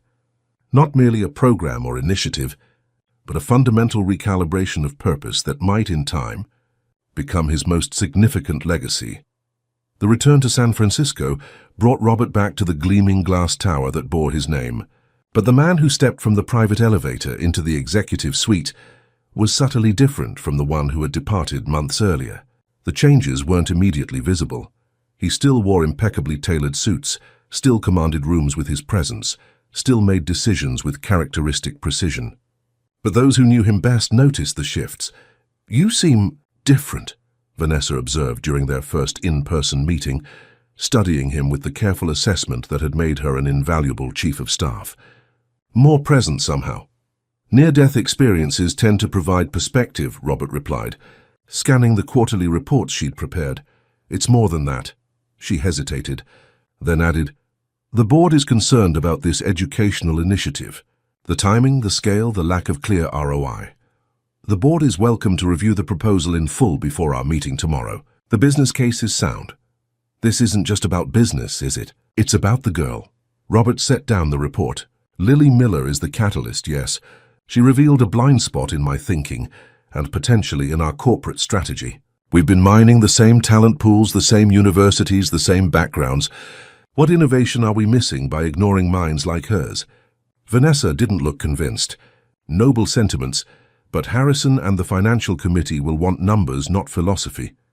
They'll get both. The board meeting the following day proceeded much as Robert had anticipated. His presentation on the Chandler Educational Initiative was met with polite skepticism from most directors and open hostility from a few. $50 million over 5 years, Harrison Whitmore said, tapping the proposal. For an unproven program with no clear path to shareholder value. The talent pipeline alone justifies the investment, Robert countered. We spend more than that recruiting from elite universities, often with lower success rates. Those recruits come pre-vetted, with credentials and connections, said Patricia Alvarez, head of the financial committee. These would be unknown quantities from challenging backgrounds, with exceptional minds and diverse perspectives that could drive innovation in ways we haven't considered. This feels personal, Harrison said, studying Robert over his reading glasses. This isn't just about corporate social responsibility or talent development. This is about your experience with the Miller child. Robert met his gaze steadily. I won't deny that my interaction with Lily Miller influenced my thinking, but good leaders allow new data to inform their strategies. Her extraordinary potential currently constrained by circumstances entirely outside her. Control represents an untapped resource, not just for Chandler Innovations, but for society at large. Very inspiring, Harrison said dryly, but we answer to shareholders, not society. Who says the two must be at odds? Robert pulled up a new slide showing projected ROI models. Even with conservative estimates for talent conversion rates, the program pays for itself within 8 years. Add the PR value, tax advantages, and community goodwill, and the timeline shrinks to 5 years. The discussion continued for another hour, with directors raising concerns about implementation, oversight, and potential liability issues. Robert addressed each systematically, drawing on his preparation and his genuine conviction that the initiative represented not just the right thing to do, but a strategic advantage in an increasingly competitive market for technological talent. In the end, the board approved the initiative with 2 conditions: a 3-year review with clear performance metrics, and a commitment that Robert's personal involvement wouldn't detract from his core responsibilities as CEO. Congratulations, Vanessa said as they left the boardroom. Though I suspect Harrison will be watching this program with microscopic attention, looking for any sign of failure. Harrison has been looking for reasons to ease me toward retirement for years, Robert replied. This just gives him a new angle. Are you concerned? Robert considered the question. I've built this company from a mid-sized tech firm to a global powerhouse, increased market cap by 3,000%, delivered record returns for 15 consecutive quarters. If the board wants to question my judgment over an educational initiative that costs less than our annual holiday party budget, they're welcome to try. Back in his office, Robert reviewed the implementation timeline for the initiative. The first phase would focus on Seattle, identifying 10 children through a carefully designed assessment process that evaluated potential rather than current achievement. Lily would participate in the standard assessment, but Jack had been firm that she receive no special consideration. His phone rang, Jack calling from Seattle, where they had settled back into their apartment while awaiting the program's launch. How did the board meeting go? Jack asked. Approved with conditions. Standard corporate caution. And the position? Still secure? Absolutely. HR will contact you tomorrow to begin the onboarding process. How's Lily adjusting to being back? There was a slight pause. It's been challenging. The apartment feels smaller somehow. Her school seems less engaging after working with the tutor. She misses the mountains, the space, and you. I'm fine, Jack said automatically, then amended, adjusting. It's strange how quickly Montana began to feel normal. The program infrastructure is coming together. We should be ready to begin assessments within 3 weeks. Has Lily's school been notified of her potential transfer? Yes. Her teacher was surprisingly supportive, said she's been struggling to provide appropriate challenges for Lily within the standard curriculum. After they hung up, Robert stood at his office window, looking out at San Francisco spread below. The city's iconic fog was rolling in, shrouding the Golden Gate Bridge, transforming the familiar landscape into something mysterious and otherworldly. His office door opened, and Alexander entered, tall, lean, with Robert's blue eyes but softer features inherited from his mother. "Didn't expect to see you until our dinner this weekend," Robert said, genuinely pleased by the surprise visit. "I was in the building for a meeting with your sustainability team," Alexander explained. He worked for an environmental engineering firm that consulted with major corporations on reducing their carbon footprint, a career choice that had initially disappointed Robert, but which he had come to respect. "The carbon capture initiative? Yes, your team is surprisingly open to implementing our recommendations, given the upfront costs. Times change, priorities evolve." Robert gestured to a chair. "How are you, really?" Alexander sat, studying his father with curious eyes. "I'm good, busy. The firm is growing, which means more responsibility, more travel." He paused. "But I suspect I'm not the one who's changed recently." "Meaning?" "Meaning the Robert Chandler who left for Seattle 4 months ago wouldn't have prioritized a program for underprivileged, gifted children, or approved sustainability initiatives with 10-year ROI timelines." Alexander leaned forward. "What happened up there, Dad?" Besides the obvious assassination attempt, Robert considered how to explain the subtle yet profound shift in his worldview. "I met a child who saw things clearly, who acted without calculation or agenda when it mattered most, and it made me question how much clarity I've sacrificed to complexity over the years." "Tell me about her. Mom said you mentioned a girl and her father." For the next hour, Robert did something he rarely did, shared a personal experience without editing it for strategic presentation. He told Alexander about Lily's warning, her remarkable mind, her perspective that cut through pretense and convention. About Jack's dedication as a father, his integrity, his struggle to provide opportunities for his daughter despite limited resources. "I'd like to meet them," Alexander said when Robert finished. "They sound like they've had quite an impact on you. They'll be relocating to San Francisco once the program launches. Jack has accepted a position with the initiative." "You hired her father?" Alexander raised an eyebrow. "It's not what you're thinking. He's uniquely qualified, military background, personal experience navigating educational systems with a gifted child, perspective on the challenges these families face." "I believe you," Alexander said, and surprisingly he seemed to mean it. "It's just not your usual approach to personnel decisions." "Perhaps my usual approach has been too narrow."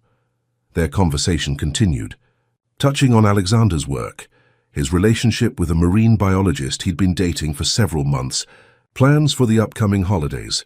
Robert found himself genuinely engaged, asking questions not out of obligation but interest, listening to the answers with full attention rather than divided focus. When Alexander finally left, promising to bring his girlfriend to their weekend dinner, Robert felt a warmth that had nothing to do with business success or strategic advantage, simply the pleasure of connecting with his son as a person, not just an extension of legacy. The feeling was short-lived.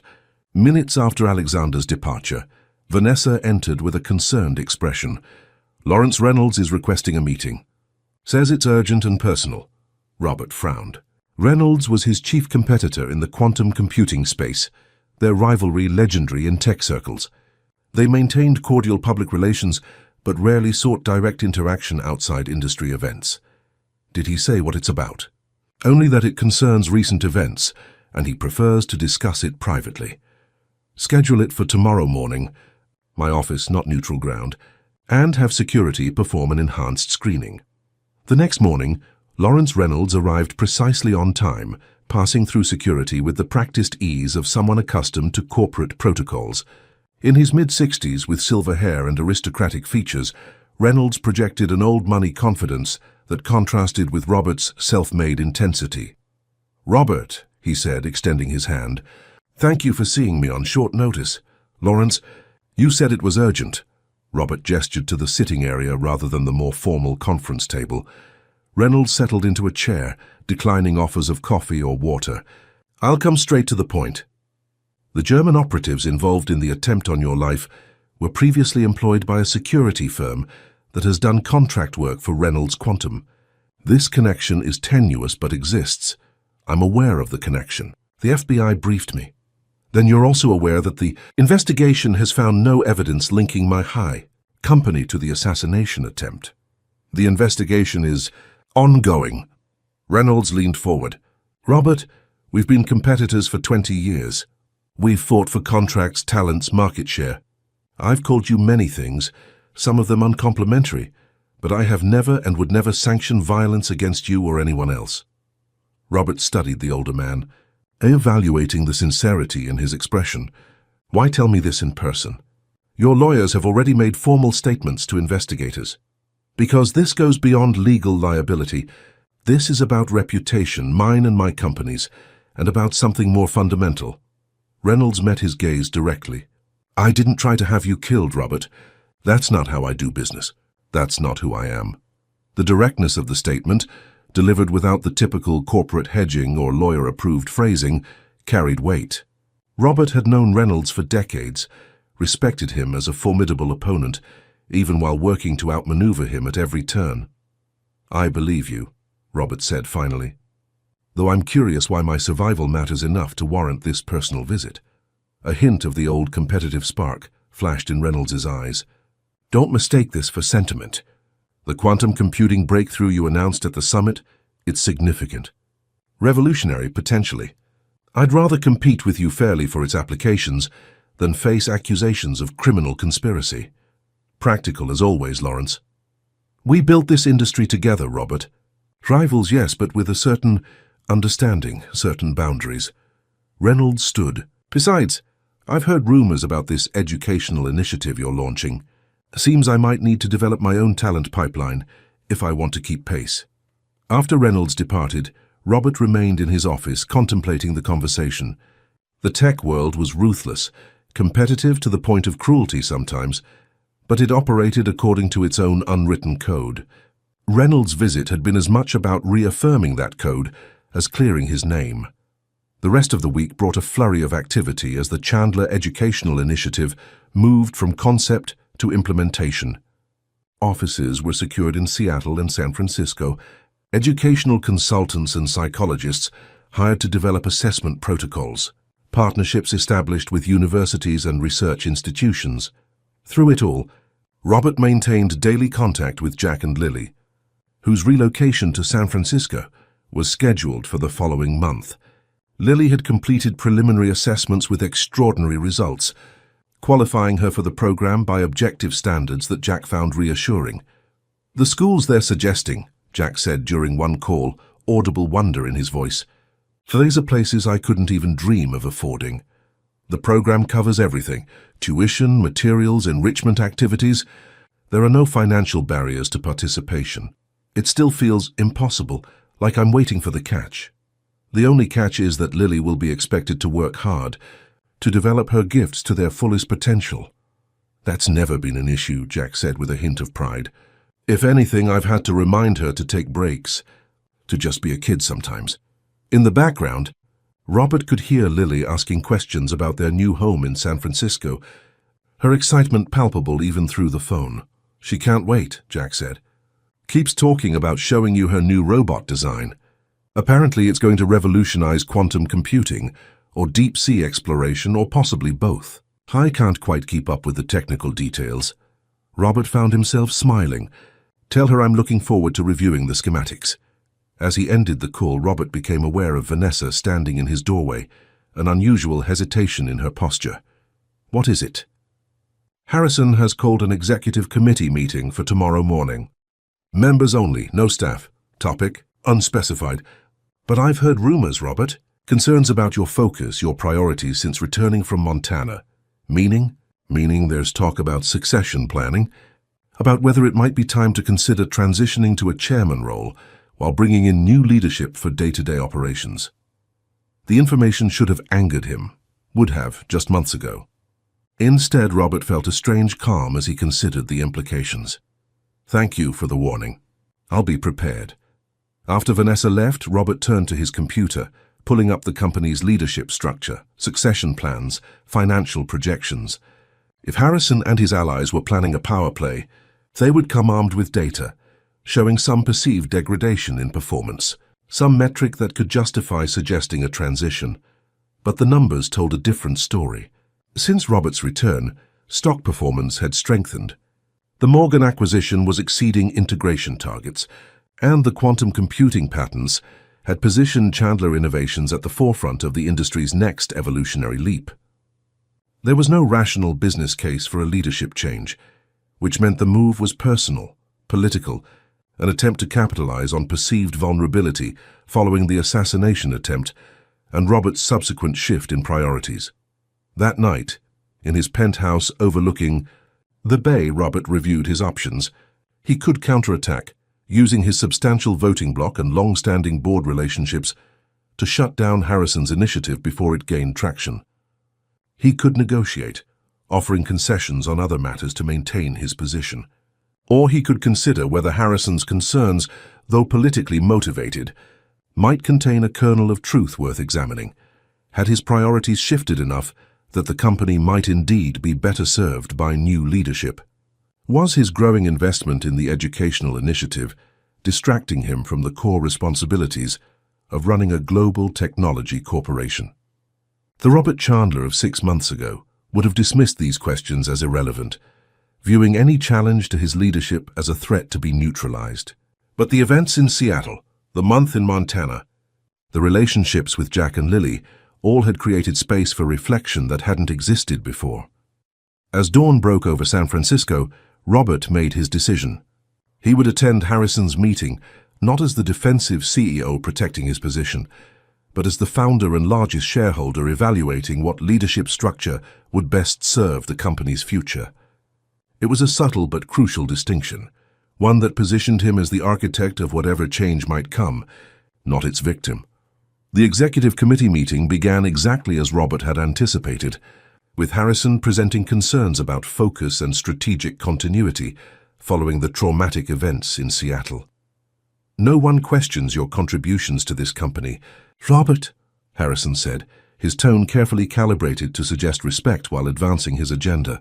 "But perhaps this is an opportune moment to consider a leadership transition that would allow you to focus on broader vision while day-to-day operations are managed by someone without the distractions you've recently faced." Around the table, the other committee members watched carefully, most maintaining neutral expressions as they gauged which way the power would shift. "An interesting perspective," Robert said when Harrison finished. "Though I'm curious about the timing, given that quarterly results have exceeded projections since my return, and the quantum computing patents secured during the summit have been valued at over $12 billion by independent analysts."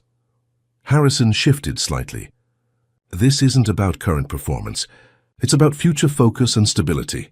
"I see." Robert leaned back in his chair, surveying the faces around him. These were individuals he had worked with for years, in some cases decades. They had built something remarkable together, weathered crises, celebrated triumphs. "Then let me address the real concerns directly. Yes, my perspectives have evolved following recent events. Yes, I'm investing significant personal energy in the educational initiative. And yes, I'm reconsidering certain aspects of how this company defines success and impact." He stood, moving to the window where San Francisco stretched beneath them. "But these aren't distractions from our core mission. They're expansions of it. The Chandler Educational Initiative isn't just philanthropy.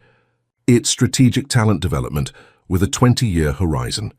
The sustainability measures aren't just PR.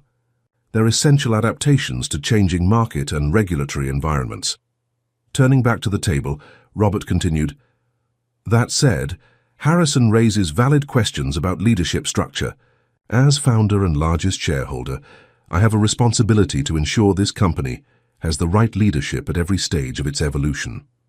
If the committee believes we should explore governance changes, I'm open to that conversation, provided it's focused on strengthening the company, not political maneuvering.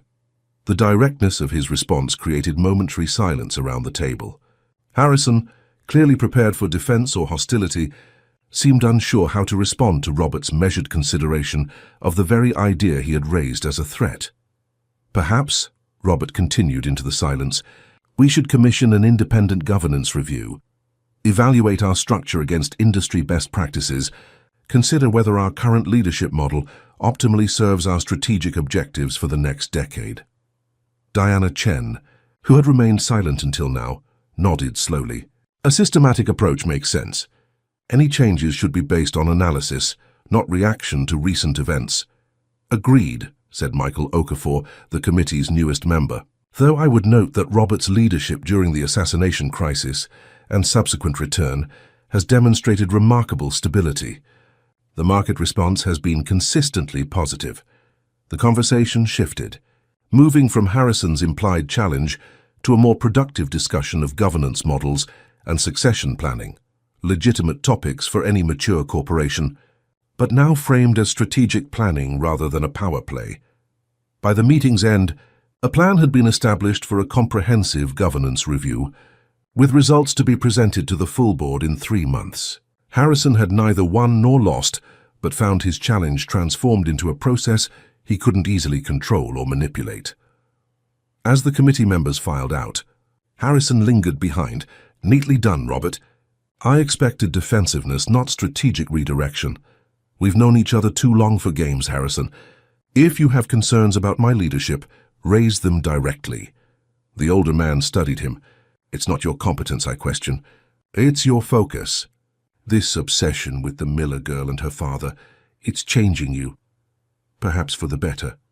Perhaps, or perhaps you're allowing sentiment to cloud the ruthless clarity that built this company. There's a difference between ruthlessness and clarity, Harrison. I'm beginning to see that more distinctly. Harrison shook his head. Just be careful. The board will support vision, even evolution, but not distraction or division of purpose. After he left, Robert remained at the conference table, reviewing the exchange. Harrison's warning contained truth worth considering.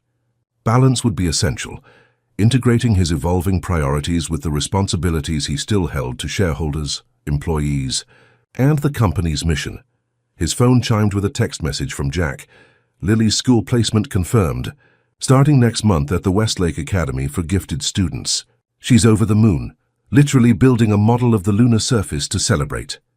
The message brought a smile to Robert's face, a moment of simple joy amid corporate politics and strategic calculations. Whatever challenges lay ahead in balancing his evolving priorities, this much was clear. The path forward would be neither simple nor straightforward, but it promised to be more meaningful than the one he had been traveling before a child's warning changed everything. The Westlake Academy occupied a renovated historic building in San Francisco's Pacific Heights neighborhood, its red brick facade and ivy-covered walls contrasting with the ultra-modern learning spaces inside. On Lily's first day, Robert accompanied Jack to the campus, watching as Lily, dressed in a new Navy uniform, with her curls tamed into neat braids, vibrated with barely contained excitement. "Remember what we talked about," Jack said, kneeling to straighten her collar. "This is a great opportunity, but stay humble and work hard," Lily finished. "And remember where I come from." "That's my girl," he hugged her tightly. "I'm so proud of you, Pumpkin." Dr. Eleanor Jensen, the Academy's director, greeted them in the main hall, a warm, authoritative woman in her 50s who had helped design the assessment protocols for the Chandler Initiative. "Lily, we're so pleased to welcome you," she said, extending her hand with the same respect she might offer an adult. "Your assessment results were truly remarkable." "Thank you," Lily replied with careful politeness, though her eyes darted everywhere, absorbing the new environment with characteristic intensity. "Will I get to use the robotics lab today?" "I read about it in the brochure." Dr. Jensen smiled. "We'll start with orientation, but yes, you'll have robotics this week. Your schedule has been designed to challenge you in your areas of strength while providing support in areas where you might need it." "I'm not very good at art," Lily confided. My trees look like broccoli. Then we'll work on that. Excellence isn't about being perfect at everything, Lily. It's about continuous growth. As Dr. Jensen led Lily toward her classroom, the girl turned back briefly, waving at Jack and Robert. The mixture of excitement and apprehension on her face struck Robert forcefully, the universal expression of a child stepping into something new, both eager and uncertain. "She'll be fine," Robert said as they watched her disappear down the hallway. "I know," Jack replied, though concern lingered in his voice.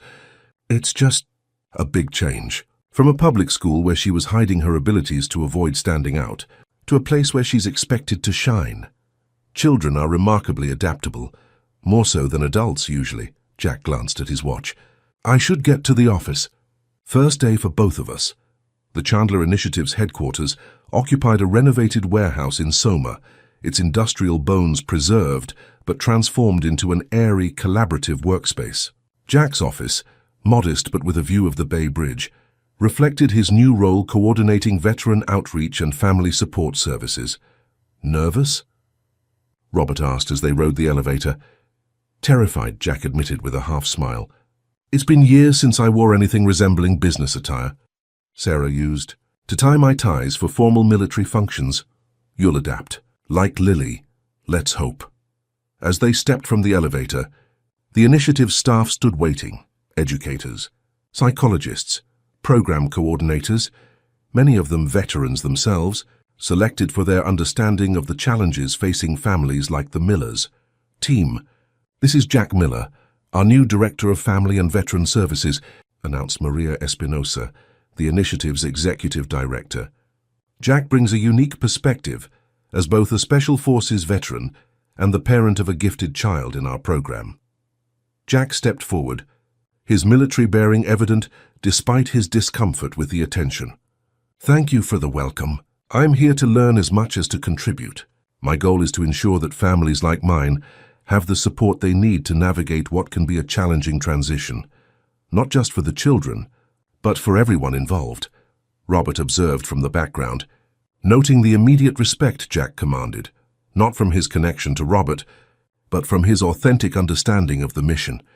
The staff responded to his unpretentious directness, several of the veterans subtly straightening their posture in unconscious recognition of his military background. As the introductions continued, Robert's phone buzzed with a message from Vanessa. "Quantum computing team needs urgent approval for the Beijing Research Partnership. Also Harrison asking about governance review timeline. Available for briefing this afternoon?" The corporate world asserting its claim on his attention. Robert sent a brief confirmation, then returned his focus to the scene before him. Jack was already engaged in discussion with a program coordinator, his initial nervousness replaced by genuine engagement with the work. "He's going to be excellent," Maria said, joining Robert. "Authentic, grounded, exactly what these families need." "I know," Robert replied, surprising himself with the certainty in his voice. "I'm grateful he accepted the position." "Mr. Chandler, the families arriving next week for orientation. Would you consider addressing them? Many are apprehensive about the program, worried there must be some catch to what seems too good to be true." "Of course. Schedule it for whenever works best for them." As Robert departed for his office downtown, he found himself contemplating the contrast between the initiative's headquarters and the corporate tower that bore his name. Both represented his vision, his resources, his leadership, yet they served fundamentally different purposes and operated according to different metrics of success. The challenge would be integrating these seemingly divergent aspects of his life into a coherent whole, a challenge Harrison and others on the board clearly doubted he could meet. That afternoon, the quantum computing team presented their proposal for a research partnership with Beijing University, a collaboration that would accelerate development of practical applications while navigating the complex geopolitics of international technology sharing. "The potential is extraordinary," explained Dr. Aisha Khan, head of quantum research. "Their experimental results in quantum teleportation complement our work in quantum cryptography. Together, we could be years ahead of any competitor." "Including Reynolds Quantum?" Robert asked. "Especially Reynolds. Lawrence has been trying to establish his own partnership with Beijing for months. but they've held back, waiting to see our approach." Robert studied the proposal, weighing scientific opportunity against security concerns, competitive advantage against potential knowledge transfer risks. 6 months ago, the decision would have been straightforward. Maximize advantage, minimize risk, establish dominance. Now he found himself considering broader implications. "The partnership makes sense, but with additional safeguards," he said finally. "Establish joint ownership of all resulting patents, with humanitarian applications carved out for open licensing. Medical algorithms, climate modeling, disaster prediction, these should be available to all." Dr. Khan looked surprised. "That's an unusual approach, Mr. Chandler. Most companies, including ours historically, have maintained strict proprietary control over all applications. Times change. Technology this powerful comes with responsibilities beyond shareholder value." The afternoon continued with similar meetings, each requiring decisions that balanced commercial interests with the broader perspectives Robert had been developing since Seattle. By evening, when he finally left the office, he felt the weight of navigating between worlds, the ruthlessly efficient corporate leader his board expected, and the more nuanced, reflective person he was becoming. His driver was waiting with the usual black SUV, security protocols still enhanced following the assassination attempt. As they navigated through San Francisco's evening traffic, Robert's phone rang, Jack calling. "How was the first day?" Robert asked. "Overwhelming but good. These people are genuinely committed to the mission." "And Lily," Jack's voice softened. "She's glowing, Robert. Said it's the first time she's been in a class where she didn't have to pretend to be less interested, less curious, less herself. That's what we hoped for. There was a moment today I was picking her up, and she was explaining some science experiment to another girl. They were both so animated, speaking this language of hypotheses and variables that I barely understood. And I realized," Jack paused, "I realized this is what she's been missing. Not just the education, but peers who share her excitement." The simple joy in Jack's voice created a corresponding warmth in Robert. "That's the heart of the program. Not just resources, but community, connection. We can't thank you enough, you don't need to. This is just the beginning." After ending the call, Robert directed his driver to change course. Instead of returning to his penthouse, he headed to the neighborhood where Jack and Lily had been settled. A pleasant residential area with good schools and parks, neither ostentatious nor struggling. The foundation had arranged a comfortable 3-bedroom apartment in a secure building, walking distance from Lily's school. Robert hadn't planned to visit, but something in Jack's voice had drawn him, a desire to witness firsthand the impact of the changes they had set in motion. He found them in the building's small community garden, where Lily was carefully transplanting seedlings into a raised bed under Jack's supervision. "Robert!" she exclaimed, jumping up with soil-covered hands. "Look at my tomato plants. The director said I could conduct a growth experiment comparing different fertilizer compositions." "Impressive experimental design," Robert said, examining the careful labels and measurement tools she had arranged. "School was amazing," she continued breathlessly. "There's a girl named Maya who knows everything about marine biology, and a boy named Tyler who built his own telescope. And the science lab has real microscopes, not just the plastic ones from our old school." Her excitement was contagious, her face animated in a way that made her intelligence shine through even more visibly than usual. "And how about you?" Robert asked Jack after Lily returned to her plants. "Settling in?" "Getting there. The apartment feels like a palace after our old place. Lily has her own room for the first time in her life. She's already covered the walls with star charts and circuit diagrams." They watched Lily work, her small hands carefully patting soil around a fragile seedling, her expression one of complete concentration. "I've been thinking about the program expansion," Robert said. "The Seattle cohort is confirmed. 10 children starting next month. We should consider Chicago next, then Atlanta." "One step at a time," Jack advised. "Let's make sure we're getting this right before scaling too quickly. Patience has never been my strong suit, so I've noticed." Jack smiled slightly. "But some things can't be rushed. Building these children's futures is one of them." The wisdom in the observation struck Robert forcefully. His corporate success had been built on decisive action, rapid scaling, aggressive expansion. qualities that had served him well in business but might be counterproductive in this new venture. You're right, quality over speed. Later that evening, after sharing a simple dinner with Jack and Lily in their new apartment, Robert returned to his penthouse. The contrast between the homey warmth of their place and the pristine luxury of his own living space was striking. His residence, designed by a renowned architect and featured in architectural magazines, suddenly seemed sterile, more showcase than home. Harrison's warnings about divided focus echoed in his mind as he stood at the window overlooking the city lights. Was it possible to genuinely inhabit these different worlds?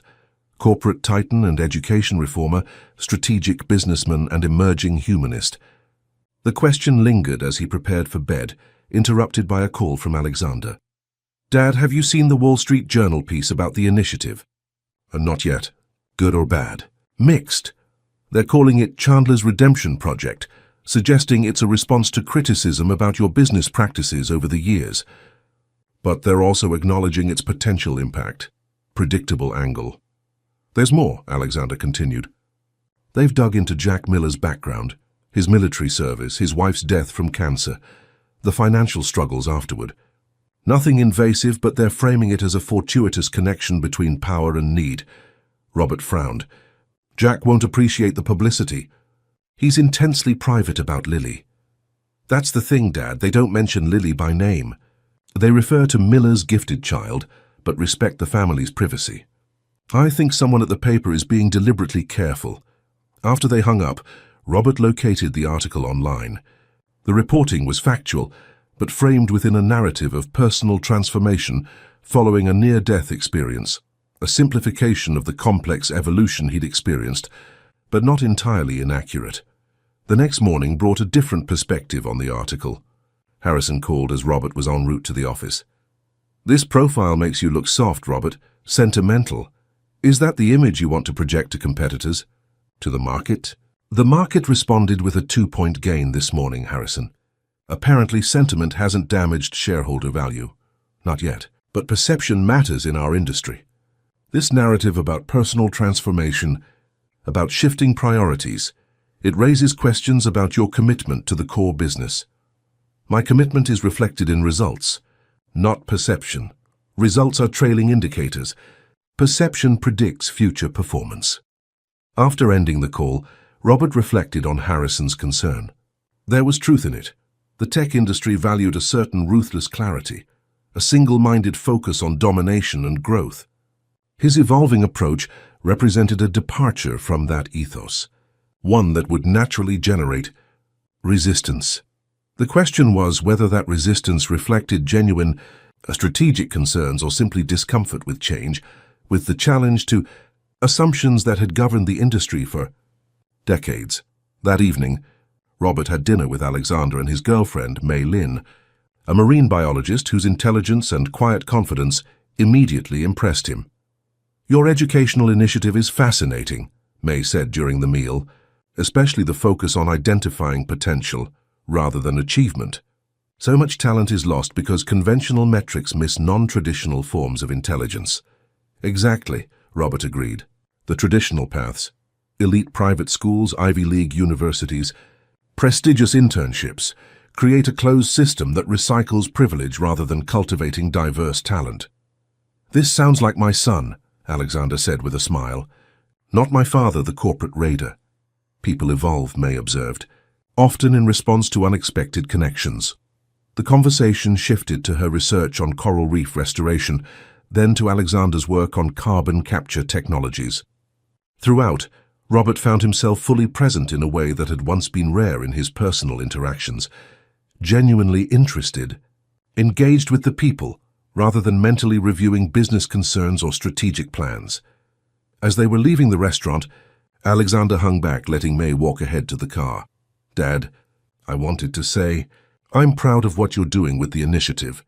It feels like you're building something that matters beyond quarterly reports."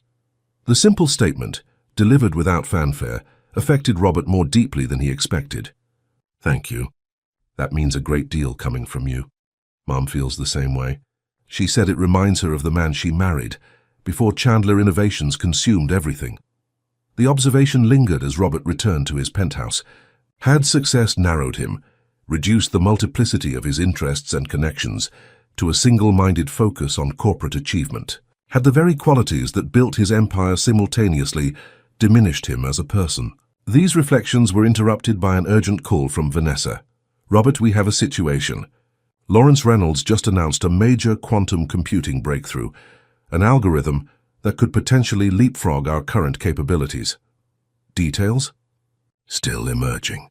Their press release claims a 40% improvement in error correction rates, which would significantly enhance quantum processing stability. If verified, it would give them a substantial advantage in commercialization timelines. "Schedule an emergency meeting with our quantum team for 7 a.m. I want a complete assessment of Reynolds' claims and our response options." The news shifted Robert's focus immediately back to competitive strategy, market positioning, technological advantage, the familiar terrain of corporate rivalry. The seamless transition surprised him, how quickly he could move from philosophical reflection to tactical response. Perhaps Harrison's concerns about divided focus were overblown. Perhaps it was possible to integrate these seemingly contradictory aspects of himself, the strategic corporate leader and the evolving humanist, into a coherent whole. The early morning meeting with the quantum team revealed both challenges and opportunities in Reynolds' announcement. "Their breakthrough is legitimate," Dr. Kahn confirmed, "but limited in application. It addresses one aspect of quantum stability, but creates new challenges in scalability. Can we respond with an accelerated timeline on our own approach? Possibly, but rushing could compromise quality.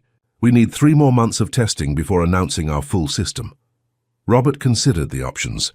The old playbook would be clear: accelerate development, make a counter-announcement, ensure market perception remained in Chandler's favor regardless of technical realities.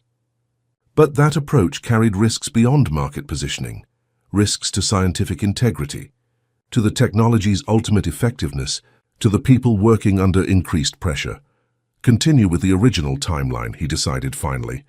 Issue a measured response acknowledging Reynolds' contribution to the field while emphasizing our complementary approach.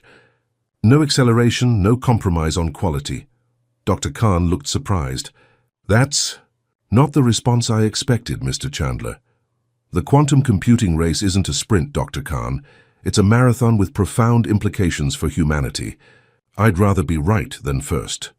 Later that morning, Robert received a text from Jack. "Lily's science teacher wants to meet with us. Says she's advancing too quickly for even their accelerated curriculum. Good problem to have, I suppose."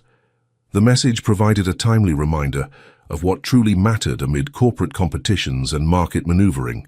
Reynolds might win a news cycle with his announcement, but the real breakthrough, the genuine innovation that would shape the future, might well come from minds like Lily's, minds that would have remained underdeveloped without intervention.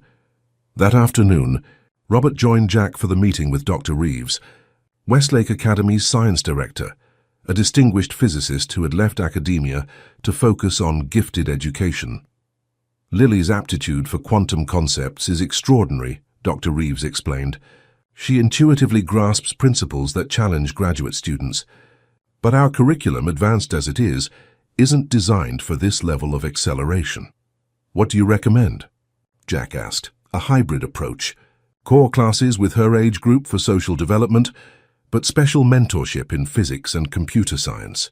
I'd like to connect her with researchers at Berkeley who work with exceptionally gifted children." Jack looked to Robert, clearly seeking guidance on navigating this unexpected development. "The initiative can arrange whatever resources Lily needs," Robert assured him. "The purpose is to nurture potential, not conform to predetermined paths." "I'm concerned about balance," Jack admitted, "about her having a childhood alongside her intellectual development." Dr. Reeves nodded understanding.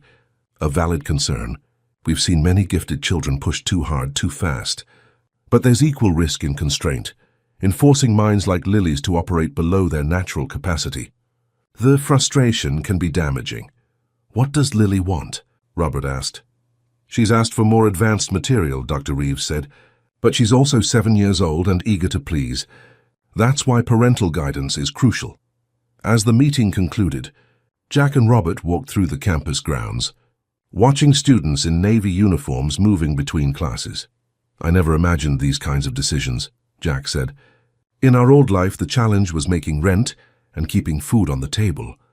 Now I'm consulting with physicists about my daughter's education.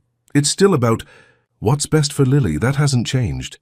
"True, but the options have expanded dramatically." Jack shook his head slightly. "Sometimes I wonder if she'd be better off if that day in Seattle had never happened, if we'd continued our simple life without all this complexity." "Do you really believe that?" Jack considered the question seriously. "No, she was always extraordinary. She deserves every opportunity to develop her gifts. I just worry about getting it right." "That worry is precisely why you will get it right," Robert said. "You see Lily as a child first, a prodigy second. Many parents of gifted children reverse that priority.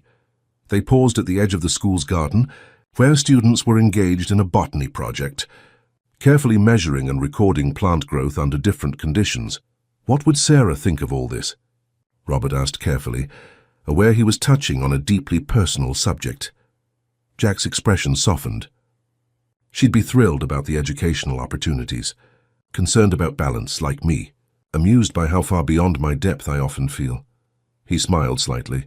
"And she'd be suspicious of you, probably. Your motives, your influence. Understandable. But she would have come around, I think, once she saw that you genuinely care about Lily as a person, not a project or an obligation."